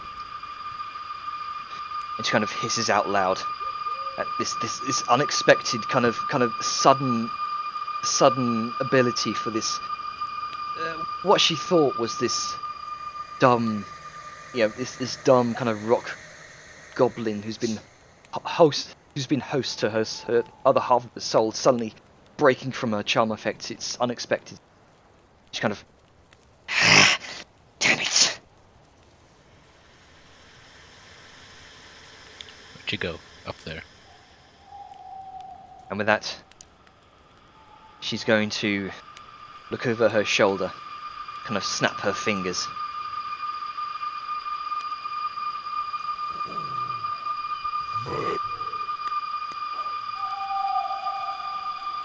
You see, emerging from behind the structures of the temple, pinpoint red eyes emerging from the darkness.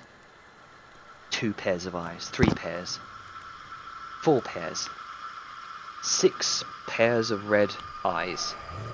Large, black, furry shapes, all of which are accompanied by a series of low, feral, snarling growls. Surrounding you, Grunker.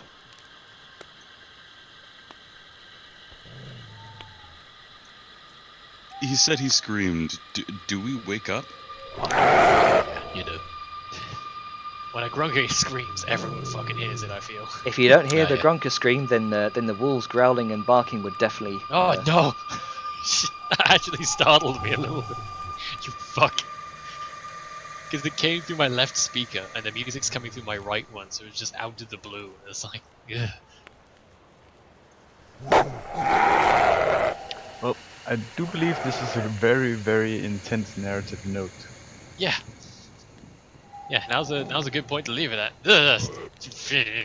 Fucking Jenner. Yeah. Also, Jenna, I'm reading on like vampire stuff, but where's the stuff that says that it reduces the target's strength? That wasn't Is the that vampire. something you added, or? It might be a monster ability or something special. Vampires Yeah, I normally think don't so. also have legendary actions to fuck off like that. Huh? She's got plot powers. I've also did. seen some high-level vampiric enemies that can affect ability score. You did see what looked like this collar around her neck, kind of glowing with this bright, eerie Oh. blue. I was muted. Also, yeah, vampires are legendary. Like, they're legendary creatures. They're fucking scary. Yeah. Here's an interesting thought. A little bit more of a basic bitch boy white, like basically a super skeleton. They just have the ability to drain strength or constitution from you, depending upon the type and the system. Oh yeah. Some even would just give you negative levels. Powerful undead are nothing to fucking scoff at. Fucking scary. Yeah, they're scary. It sucks. You got fucked, but that's kind of what a vampire does. They literally It's target a the weakest vampire. person. They get them alone, and they get them in this shitty situation. Yeah, oh, that sucks. And you were magically charmed, so there wasn't a lot you could do. Yeah. The most you could do was bend a rule system to say, I have to do it most favorably, but I wouldn't do something that's suicidal, because a good friend wouldn't ask me to do something suicidal. Yeah. Normal charm rules still apply. Yeah. Yeah. I still Unless can't do the anything. spell or effect says otherwise. Yeah. Yeah, I mean, I just 'Cause- can't really do anything because it just says so. Well, yeah, it was that's kind of like a narrative moment, I think. You didn't really have a choice but to go with it. I mean, Yeah. you were under so many effects. You got one save and it didn't go well. I mean, that's just part of how it goes. And unfortunately, this has been foreboding and kind of building up for a bit. Yeah. We thought it would be alright like if we saw it coming first, but it's just bad luck that the person who got charmed was the one more vulnerable to it. I mean, it's Yeah. not bad luck. This was planned. Like, Oh yeah, planned. Even Well, if yeah, you she was have probably sleeping, planning on waiting it to wouldn't pick have the happened. moment, but it's still sort of, yeah. yeah, I mean, even if I Grunker think- was sleeping, this still would have happened. Like, doesn't matter who was awake or not. I know, think I'm just saying it's I think one of the favorite things I have about this particular form of foreshadowing is Janna involved every one of us in one way or another. Yeah. It's like, Everyone saw like signs of it here and there. Everyone Yeah. saw signs of it. Everybody was aware of some issues that had been happening. We all were involved with the fight with her. We all kind of, at least above board, knew about what was going on with the soul in character. Some of us were aware that Grunka had the necklace. Some of us were explicitly aware that it was a phylactery that is now empty. and we knew that he had it, but we weren't aware that he was being talked to. That kind of changes things a little bit, but I mean, it's not like this came out of nowhere. There's things that could have been very easily done differently. Yeah, and the thing Like is, setting up a two-man watch, which is something we might need to do in the future. oh yeah, that's the learning in character thing. But the interesting point is whether it was like vampires in the form of wolves or whatever they are, or if it's just like minions of her that she's sort of enthralled. We sort of knew something was following us, but because we're in such, like, a lot of us don't know the area, we have no idea what the fuck it could be. We had no idea it was even linked to her, so we couldn't. We even also didn't get a good enough view of the creature itself. We only caught literal blinks of it, so we had no way to identify it. With Exactly. a 24, all you got was a dark quadruped with some fur and maybe a snout. Yeah. Just there was no even we couldn't even make the leap because of how everything played out. If one of us was like a dwarf or something and knew the area, they could be like, "Well, that ain't right.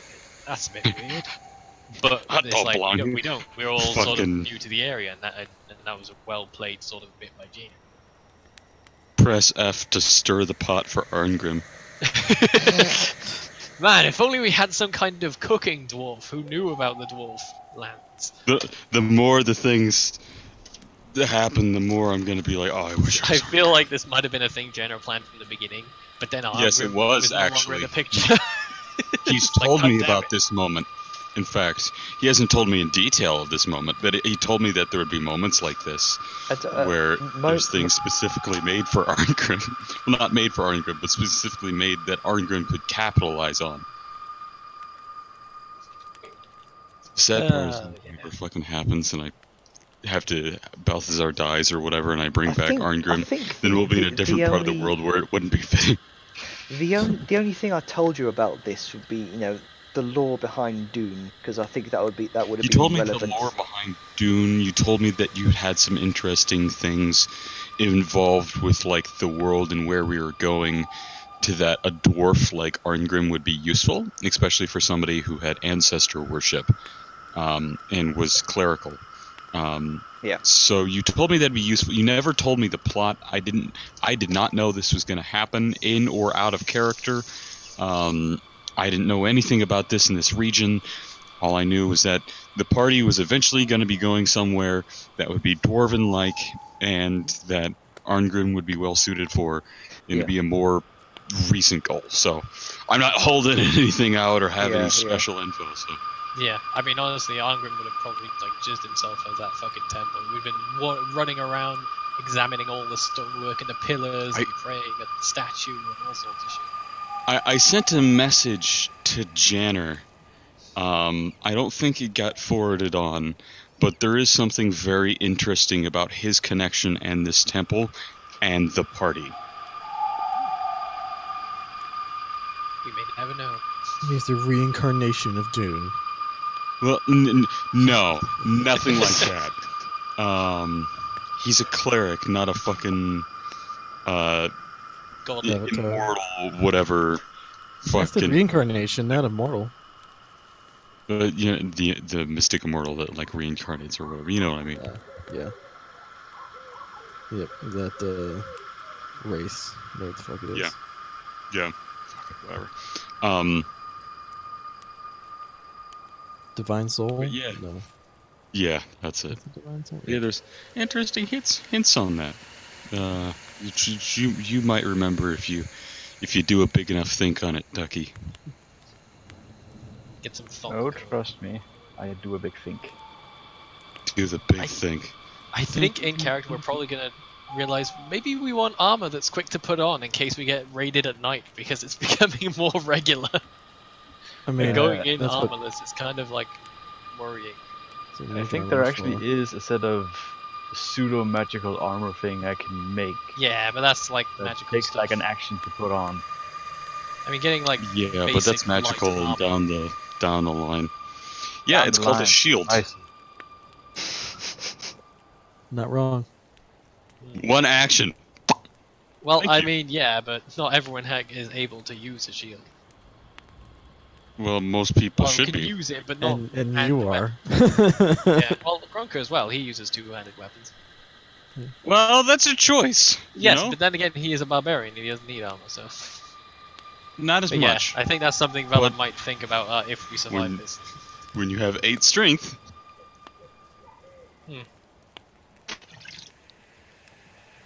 Sword and board is a little Yeah. superior. Not gonna lie. not statistically speaking. I digress. This is fun. We're a little We're gonna die. fucked. It I depends on if honestly the see vampire people stays with dying because there's 6 things here. Yeah, We're not vampire. armored. We don't have our spell slots back. I mean, we do. We do slept had a since rest we actually. used We had it one day before. Yeah, Yeah. we didn't So, actually get we into have- any combat or anything between here and there. We have full health, and we have our spells, but we don't have any minions. There's We're a skelly ungeared. boy. We're a little bit separated. No, there's. Well, Oh, you got rid of him. Let's see, 1, 2. Sorry, I missed him. Technically, he's like. He's very much. Depending on how late into the night it is. Actually, wait, no, because we were mid. No, yeah, Skeleton Boys. It was the is- deepest part of the night because it was Grunker's watch. Yeah. He, Mhm. he is So despawned. it's midnight past. So unfortunately, I don't think we have the minions anymore. Grunk is completely isolated, and I think the monsters are closer to him. He's seriously impeded, and he already lost a good chunk of life. But And thankfully, it's incredibly likely that these are magical beasts. yeah, but thankfully he's also a barbarian. So the moment He's he raging. rages, He is already raging. It's incredibly likely these are magical beasts, true. I which mean- means they would bypass his resistances. No, they don't. Rage is all bludgeoning, piercing, and slashing, regardless of whether it's magic or not. Oh shit! Yeah. Mhm. And if he was a totem of the bear, it basically just means fuck your And he magic gets damage. elementals. Yeah. Except psychic. He's like the It's Juggernaut. not elemental. That's your ability to think. Yeah. Okay, that's a little different. I'm more How much- worried of. I know it's a little Huh? metagamey, but we'll find out eventually. But I'm worried that these are like they've roided up wolves and they have pack tactics. Oh, I'm certain they do. Yeah, Yeah, wouldn't surprise me. Gronka's right there by himself. He's gonna get flanked to fuck if he doesn't get out of there. That's what I'm saying. Even if we take out the ability to ignore his shit, he's gonna get flanked, and even if he only takes half damage, these are the minions trusted by what's-her-name to help her get her other half of her soul back. There's no reason for them to be weak. True, but We they should could- have a- She could underestimate us as well because we're still not sure we got in the way, but it was sort of could be seen by an egotistical person as just they got lucky. Better just send Th- these mooks. That's true. I mean, she did underestimate Grunka's will, but I mean, what can we do there? I mean, Grunka's the only one that has armor. We don't know if he brought his weapon because he went off and followed their friend. We'll say that he did, because they'd be like strapped onto him just for convenience sake. Yeah. So Grunka's the only one that's fully armed and armored. Kind of like the mirror of when I was doing shit with the bandits before. But now it's a little bit higher stakes. Yeah, there's a vampire. Who may stay and fight for a little bit, or may just totally fuck off. Nobody knows. Oh gosh. To TPK So- or not to TPK? That is the question. I mean, it I- depends. Play as the Seeing how game. much they have planned, I don't think you really want that. So. I mean, he Yeah, might, yeah. he Well, might be taking like, fuck this TPK group. doesn't mean that we're fucked, but the story isn't over. Yeah. The story could pick up with other characters. We have different tie-ins, Hmm. you know? there's no we could finally sit down as a group and have a proper session 0 and everybody builds it together so we don't have any awkwardness. True. I mean, so it wouldn't be terrible. I feel like a lot of us are survival oriented, a lot of our characters are. So if things really seem dire, I feel like whoever can escape will try to. Oh yeah. So I feel like at least maybe 1 or 2 will survive if things do go horribly south. It depends on where the monsters are. Yeah. But the people I see dying immediately would either be Grunka, if they're all coming, because he saw all the eyes, which means they'd all be in like one side of this thing, so they would all probably swarm the small thing that's out left alone, so he gets flanked and eaten to shit. Yeah, that's Grunka's likely to go down. Nero is either likely to go down or not likely. If they can, because glowing red eyes, supernatural being, there's a good chance they can see through darkness. Yeah. Like, Well, I mean, the even thing is, she is currently magical with 2 of the sort darkness. of more beefier people. Nero? Velm's sort of Velm's got a decent amount of health. Sau's got a decent amount of Nero's not health. beefy. Hmm?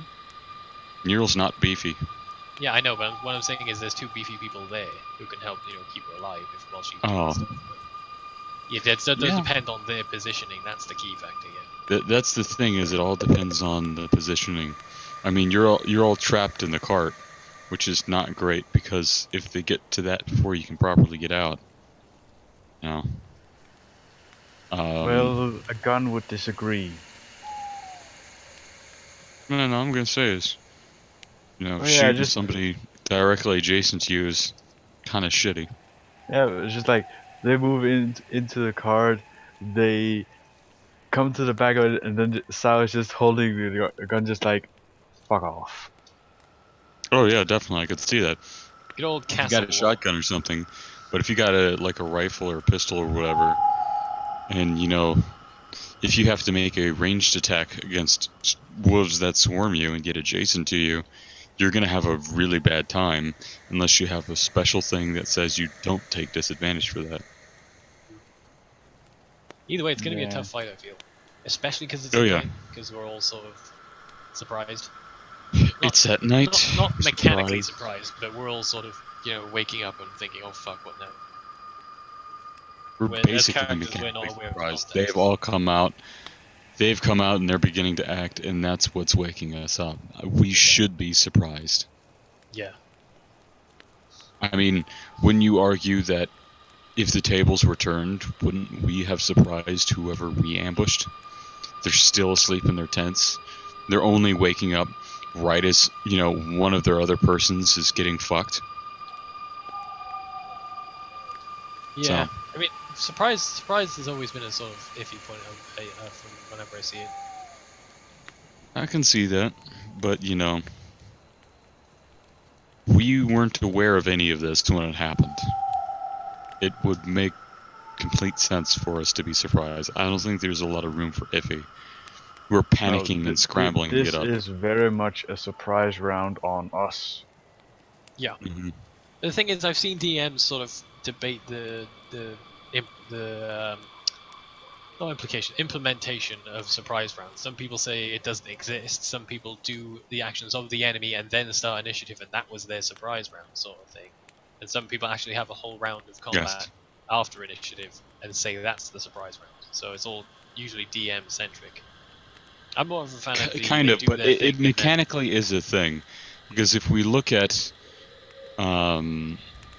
like the assassin with the rogues, they even have a special thing in one of their earliest abilities of, if you catch a surprised enemy, and they haven't reacted on the turn order, you get a special thing where you automatically crit or something like that. It's just, and it's only can apply to like the surprise round at the beginning of combat. So, there's things within the handbooks that let us know that they exist.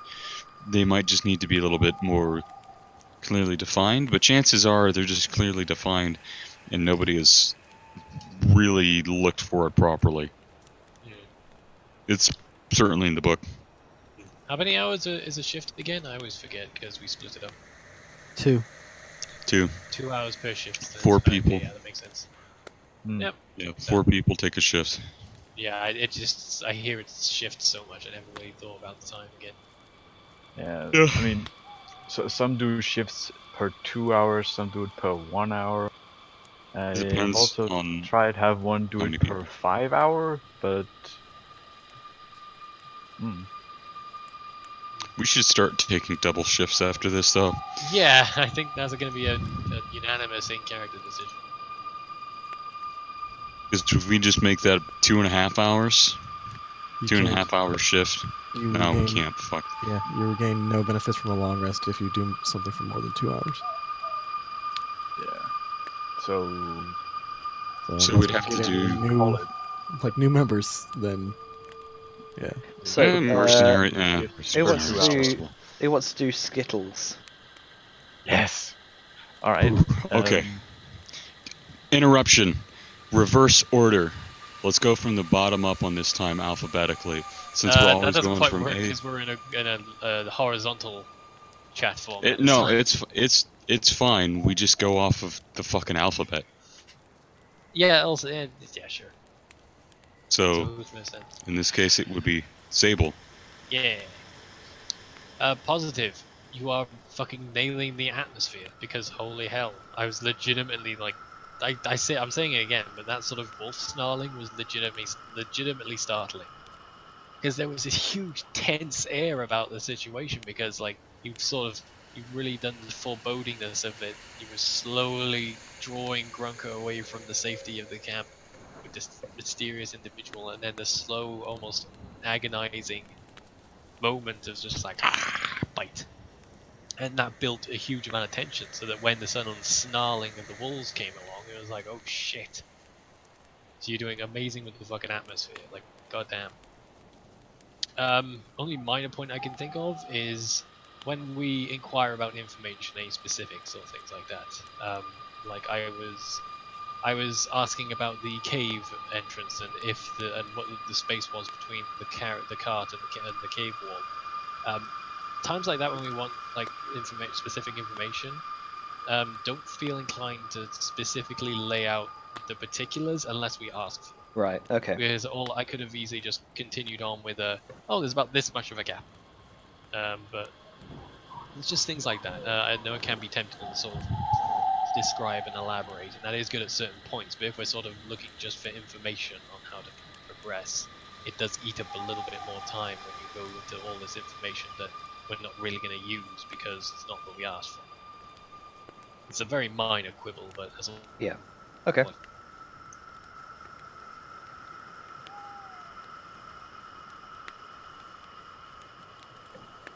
So who's next?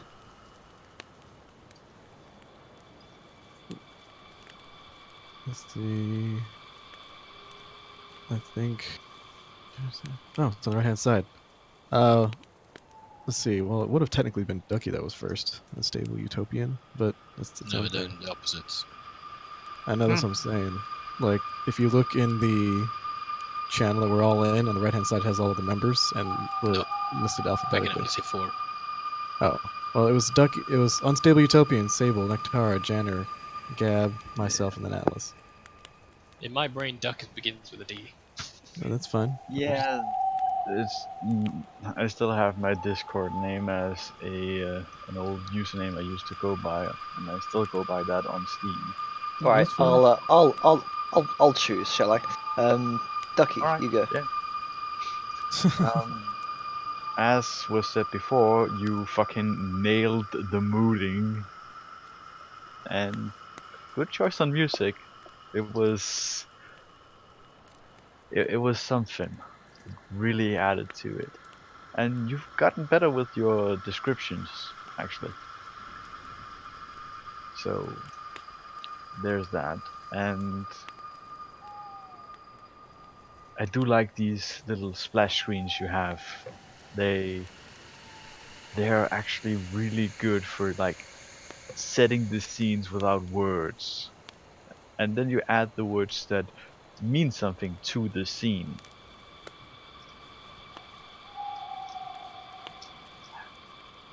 They're really pulling a fucking Tolkien on this. Yeah. This is very much quickly becoming. Sorry, I wanted to chime in and agree with you. It's so much becoming like the epitome of D&D when I think about it now. Like D&D is synonymous with Janner now. Yeah, boy.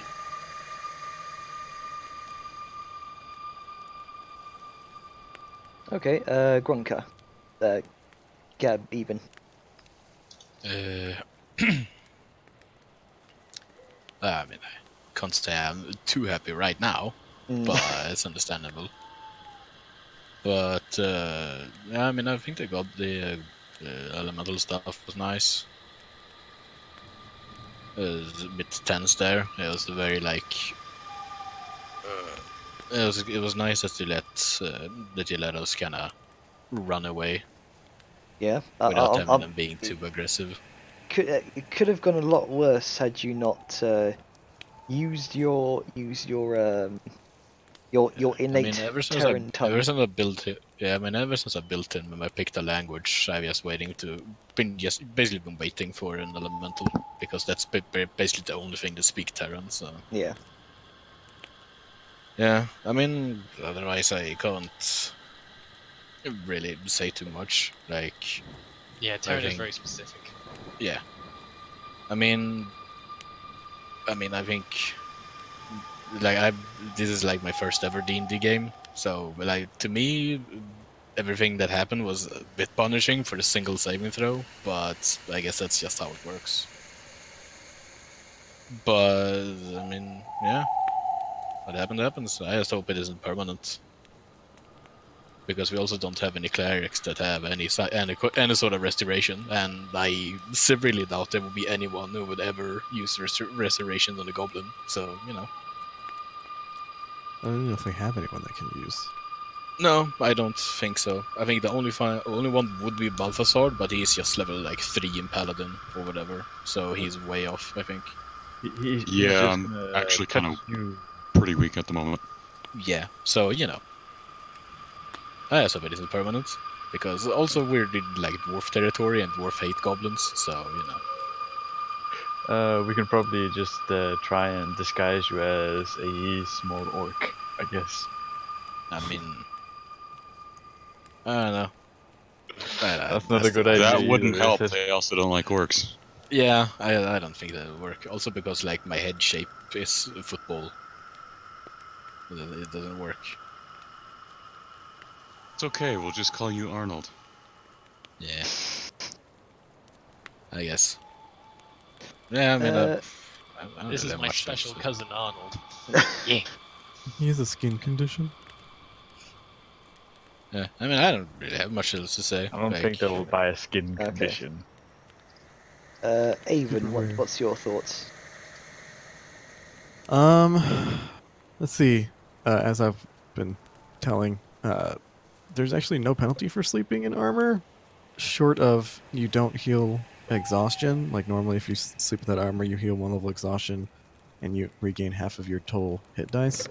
If you sleep in like medium or heavy armor, you don't heal from exhaustion, and you only regain a quarter of your hit dice. But since we don't short rest and people tend not to really, people who use medium and heavy armor aren't gaining levels of exhaustion, I'm pretty sure our party can just rest. I hate that we don't short rest. I'm useful. Dude. Well, we're traveling. I do nothing but laze about in the cart now. So I have my warlock spell slots. Pretty much, yeah. Sorry, man. Think of it this way. Once we actually start to, combat or dungeon crawl and short rest and all that, you'll be mega useful. Yeah, it's just that nothing's happening on the road in the day, so we never really need them. Yeah, we sure, have we like could one stop encounter a and just day. have a short rest. There's nothing stopping us, but why would we if we could just keep going, sort of thing? Yeah. Let's see. Bonus. Let's see. Positives. I really liked the elemental encounter. Props to Gronka for excellent roleplay. Well done. Mm-hmm. I would also, just kind of as a suggestion, so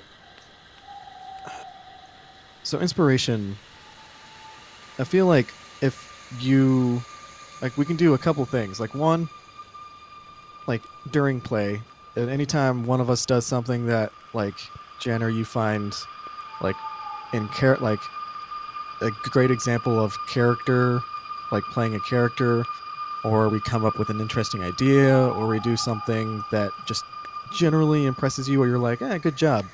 I feel like you can give out inspiration, because that is kind of what inspiration is. Like, it's not just reciting what happened last time on D&D. Okay. It's like you've done it's like a reward for, like, you played your character really well, or you did something that I wasn't expecting and it worked. Good job. Like, feel free to, like, hand out inspiration, because as I said in the middle of the whole thing with Grunka, I was like, man, if I can give you inspiration, I would. That was awesome. So again, props to Gabo. Let's see. I'm kind of agreeing with you there, because I think maybe if obviously if it's alright with everyone, maybe changing from the gain inspiration for recapping, change it to that sort of method where you reward people for sort of cool moments or really good roleplay scenes, just anything that tickles your fancy sort of thing, because that is sort of, it's not just like, because a lot of us don't even use our inspiration. We end up just sort of being like, oh well, I've got inspiration, so I'm not going to recap sort of thing. Yeah. So we end up thinking, right, well, everyone's going to get one every week if they're good enough, and that sort of just creates a reliance on it. If that makes sense. Sorry for interrupting. I mean, that's fine. Like, but I just think, I don't necessarily say like one a week, as much as it's simply just like, if you did something that deserves it, you get it. Like, No, I mean currently it's one a week because we start the session and then. Yes, that is, yes. Sorry, I thought you meant just generally everybody gets one a generally. week. That's what just you're just going how it for. is right now. Yes, So it's there's since only one inspiration. Yeah, since only one inspiration a Okay. week. That's So kind of... what's everyone's thoughts on that? While I've got everyone here, And also, just as another possibility, one, you can just do it in the moment. Be like, hey, that was really cool. I'm giving you inspiration. Like, someone does something crazy in combat that's just like, holy shit, that actually worked out. Good job. Or at the end of the session, be like, so and so, you did well. Like, both of you deserve inspiration. Like, you can give it after the fact. Like, at the end, like, I like what you did here. I like what you did there. And then you can give them at the end of the session, like, two possibilities. yeah. I myself prefer in the moment, but that it's whatever.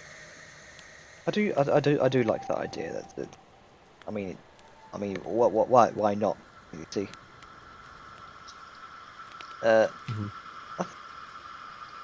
Yeah, I do like that idea, because it's less kind of bog standard. You get it at the start. If you recap good, and yeah, it's less obligatory. yeah.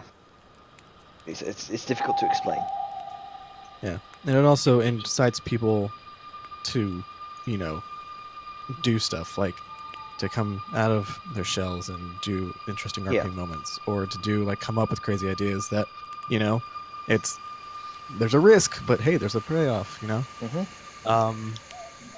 And then, so that's, oh wait, I don't know if we've decided on it yet, so never mind, I'll wait.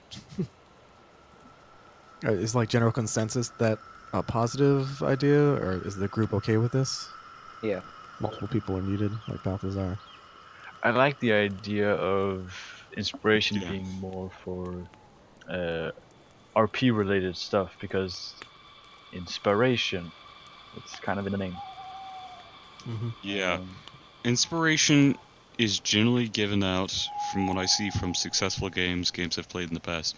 Inspiration, hero points, whatever you want to call it, are given out for cool in-game moments, not necessarily overly describing how you do something, but when you do something that changes the game in an impactful way for your other players. Like, if you do a really cool thing and you find a solution that maybe the GM didn't even think about to a puzzle, but it's a valid solution. So the GM's like, wow, that's cool. I didn't even think that was an option. Now you guys can actually do more things. here's an inspiration point, or for the way that they help bring a shy player who isn't good at talking into more conversations and get them involved and start having more fun. You know, that's worth it. One gripe I have right now is that a lot of the same people are the ones that will do it because they either want the inspiration point or the extra bonuses for when they need to roll, or in the case of some of us is because some of us take very nice notes, or are just, you know, a little bit better at remembering that. I know. But in some cases, like Avon's a really good example.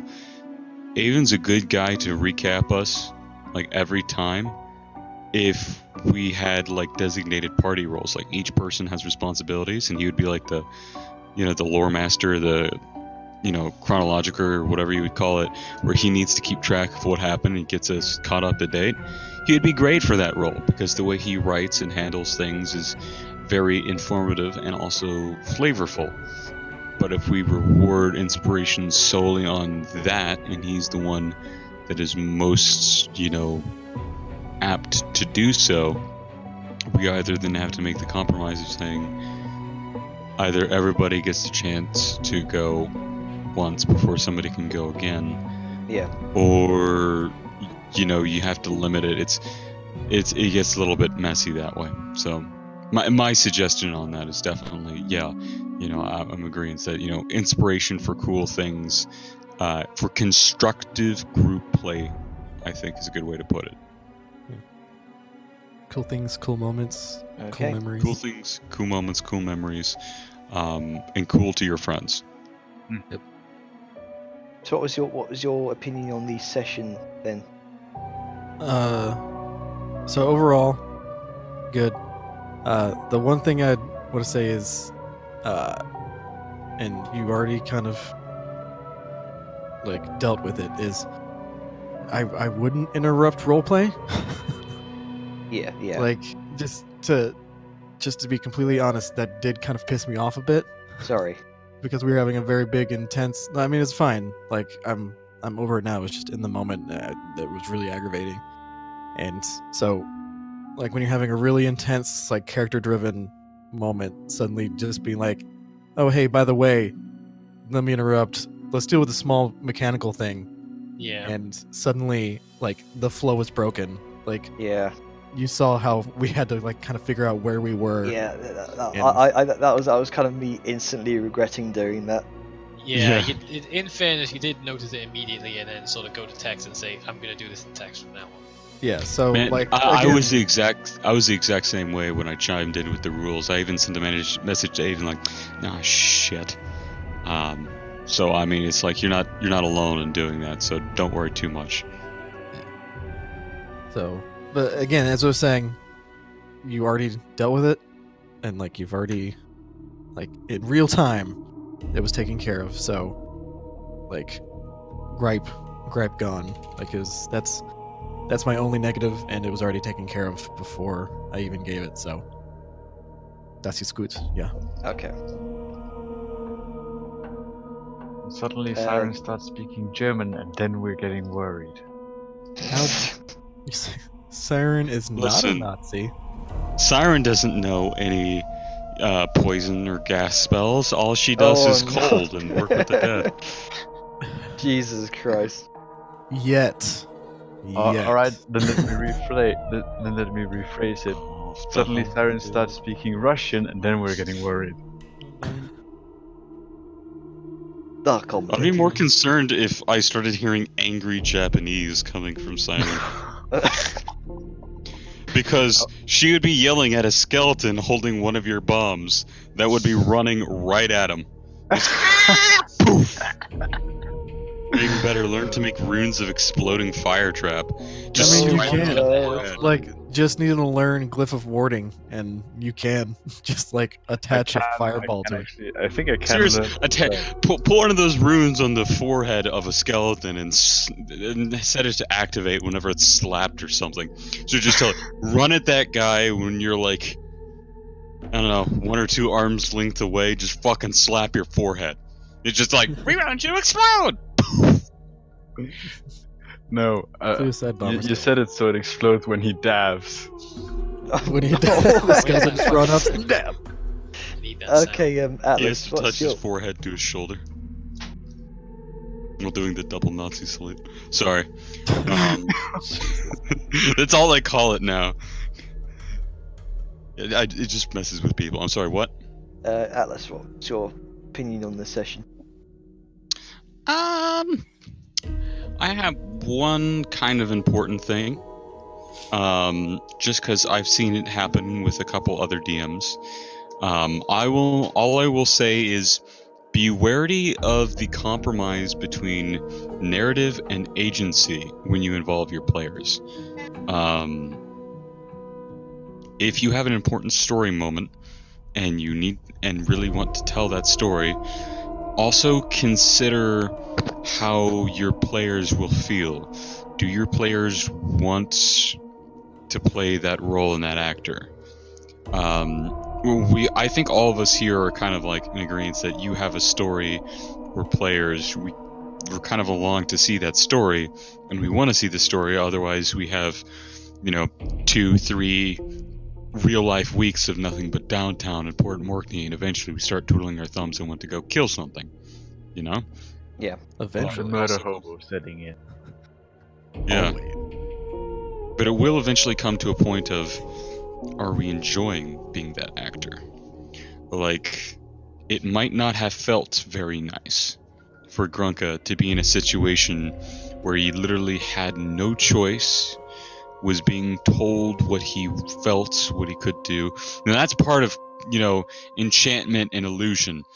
That's a bitch of a spell school, both of them. But when you're so deeply thrust in that situation of not having any agency, not having any feeling of having a choice or that your choice matters, that starts to take away the fun of a lot of the roleplay, is your ability to roleplay and decide. If something like that's going to happen, the less time you have in open air, the better.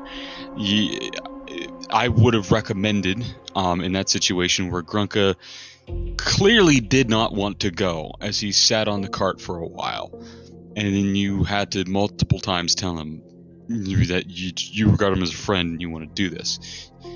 Just take control of him and narrate it, and you know that this person's wrong, but then as something seeps into your mind of like dipping into a hot bath, fog clogs, clouds over your head, and instead the terrible circular motion of a hunter stalking its prey looks to be more familiar, like a mother walking around you, carefully looking at a concerned child, something like that. Something that lets them know their perception is being twisted, and then take control away from. That makes a bit more sense. Just say that you're doing it. Take control and keep the beats moving, so that way they're not lingering on that moment. And if you are going to throw something as significant as attacks, damages, entire ability scores being halved, things like that, kind of weigh their ability to fight against it. How many chances do they get? What breaks it? Things like that. Because the more power you take away from somebody, the more that person has to be invested in your story and less in their character. Yeah, and the less fun they have. I can see that. Yeah. If I may interject. Mm-hmm. The thing about enchantment, because I've looked into this a lot because I was going to play an enchantment wizard, I needed to know how the mechanics worked. Go ahead. In situations like charm, even vampire-specific charm, it is as written. It's very clear in that you see them as a close friend, and that's very important because while you can influence how they are perceived by the person, unless it's like a suggestion spell or guess or anything like that, you can't directly you can't force them to. Actions. That's why you can make it tempting to come over. It's like, oh well, it's nice and warm over here, and I just want to talk to you for a bit. So things like that, very soft, sort of dulcet things. but it's Because, just, yeah. that's the way you want to go about it. Unless it's like suggestion or any kind of forced movement, then that's where you might be able to do that. But Because they still have their agency. Because if your friend, your best friend that you know, says they want to hold you and drink your blood, even if they're your best friend and you want to help them in most situations, that's alarming. That gets them out of the stage of helping them and being more into the, I'm kind of at risk, I'm going to lose my blood, what's going on here? Also, this person just threatened me, saying that if I don't do what they want, they'll do it by force and then kill my other friends in their sleep. We're not friends anymore. That's the thing about charms. You can argue that it's sort of that deep-rooted self-defense feeling that breaks it. Like, it's also stated multiple times on charm spells that you cannot force a person to do something that would be harmful to themselves. it could be vampire Yeah. specific. But I also, but I even they also have want to their say limits. that Mhm. if I can interject, the Please. vampires thing specifically states that you do become a willing target for its bite attack. So it would be, in my eyes, like, this is a friend, like, this is a thing that, like, oh, your friend does, like, he needs this to survive. Like, of course you'd, like, allow him to drink from you because this is something that he needs. Like, it's something that in Yeah. the charmed That's- mind that's is the just something exception. yeah, that That's is the very true. exception. Also, just in Janner's, like, in Mhm. top of, like, what you were saying, Janner, is I think the thing that kind of grinded so much again that Gronka kind of, or Gabo, was having such a hard time kind of dealing with is the fact that you gave him opportunities and then you steamrolled over it, like, kind of regardless, it felt like. Because at that point in time, it's just kind of like, I'm giving you the illusion of agency, but then I'm just squashing it. Like, it Yeah. feels like Oh, to you a mean when to a he rolled player. 17? Well, no, I mean, yeah, like No, in that, but like you it rolled the also feels- 17. Yeah. yeah, Well, I but could it see that. also He rolled the feels 17, like- but the bite happened. yeah, and it feels Like- like to a yeah. player. That's yeah, like about much that, I would worse. probably I'm no DM, but personally, I would probably do that. Like, as soon as I got to do the save, and as soon as I pass it, I would have been able to act and like push it away or do something instead of like Yeah. having The to sit through exception, it. again, the Yeah. important thing here is the exception is that was a legendary creature, and specifically that's what vampires do. Vampires just act that way, and they fucking suck and are scary. Yeah, they're assholes. If it were a normal enchantment, if it were a normal charm, if it were a normal, highly successful intimidation or persuasion check, you would regard them as friendly or be compliant or whatever within the bounds of self-preservation.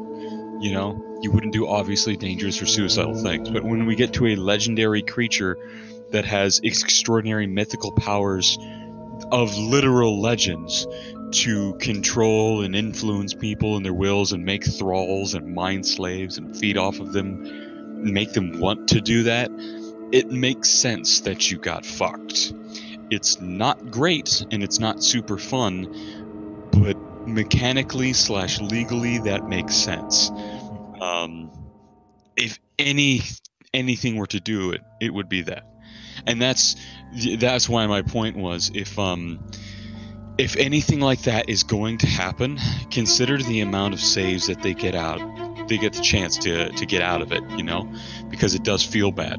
And if it's a narrative thing that you want to have happen in the story, don't even let there be a save. Yeah, It's something that's that just what happens. also I was gonna say. Like, it's almost better to just narrate a cutscene than to be Yeah. like, oh, like think about Mass. Like, if you went into Mass Effect and every time it presented you with options, it chose for you.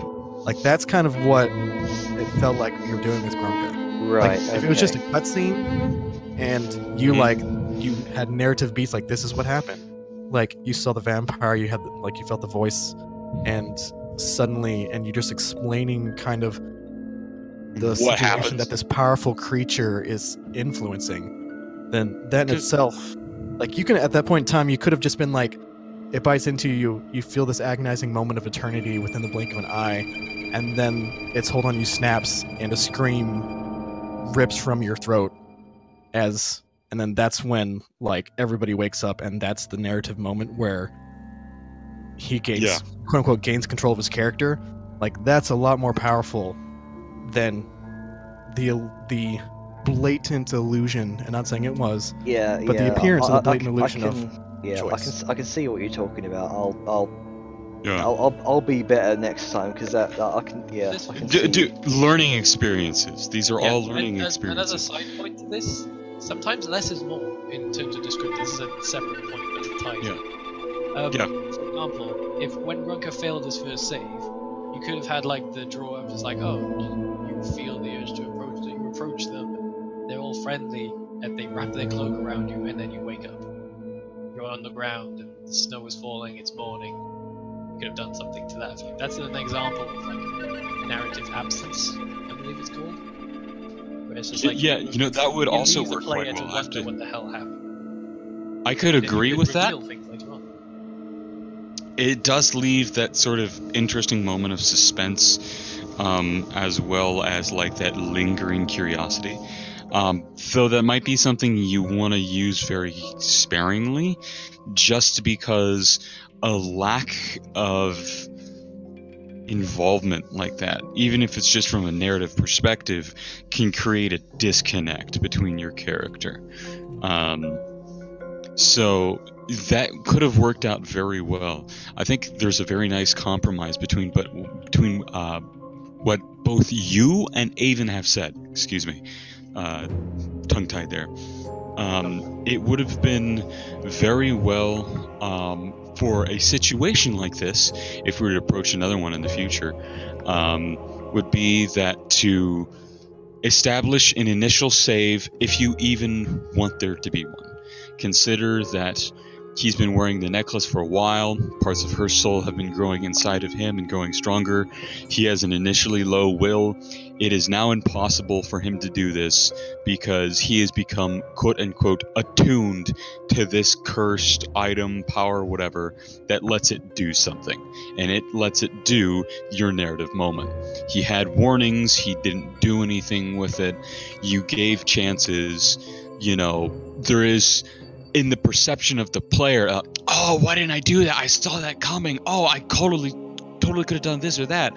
Even though maybe you didn't set that up at all, you just give those little thoughts of that they had the chance, and then they don't feel bad because now it's suddenly their own choice rather than you forcing everything on them.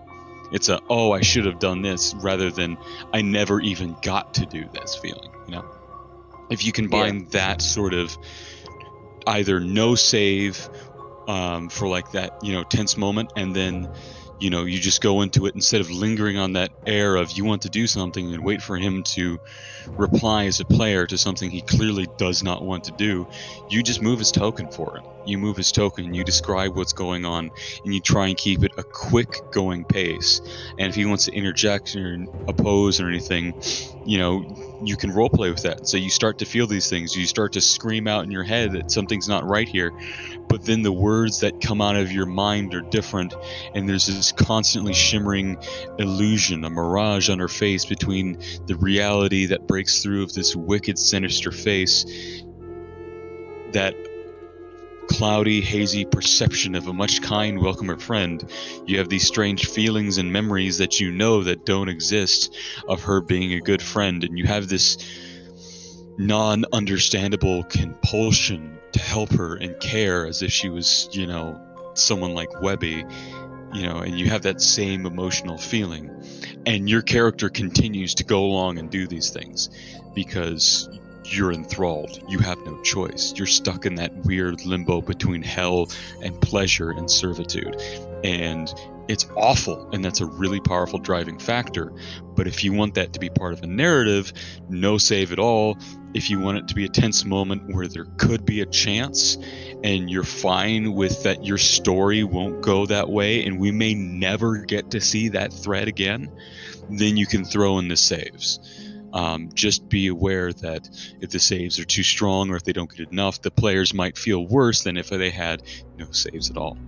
Sorry, that's a bit Right. rambling, but that's trying to wrap that thought up. Since that was And the best, kind of the a big best way one. to short it down, I guess, is to say, if this is story important overall, no save. If this is something that we could do a save. I Yeah. suppose my mindset there was, you know, I want some sort of player decision to sort of influence the way the story's going. That's actually completely fair in some regards. That is a good fundamental approach, that I want my players to have a decision in the story. That's much healthier than I want my players to see my story as I have it lined out in every little detail, you know? Yeah. We're people, and we have characters and thoughts and differences, and we will more often than not align with your greater story just because of our own free wills and goals and what we think's fun to play. Yeah. So unless you let us know ahead of time and say, hey, I have these kind of story beats and things I want to set up, would you guys be cool to work with something about that so it's not necessarily a complete surprise? I mean, like, Grunka, if you got PM'd a little bit ago saying, hey, you know, I want to do some story stuff, what's going on with the necklace, you're starting to get the whispers and stuff, I want to do some stuff that'd be kind of significant, it would help really advance the plot, it would mean that, you know, something kind of like this or that or whatever would happen, and you wouldn't have full control as Grunka, but it would be explained in the story and in the mechanics and would kind of help, you know, create a villain in this future goal for you. How would you feel about that? You know, would something like that make this situation feel better? I'm almost against that because I feel like that severely weakens the narrative, like the narrative impact. Like it takes away kind of the well, surprise. I'm It kind of just gonna- spoils it. Since we're kind of done, I'm gonna stop recording as well. Oh yeah. Um,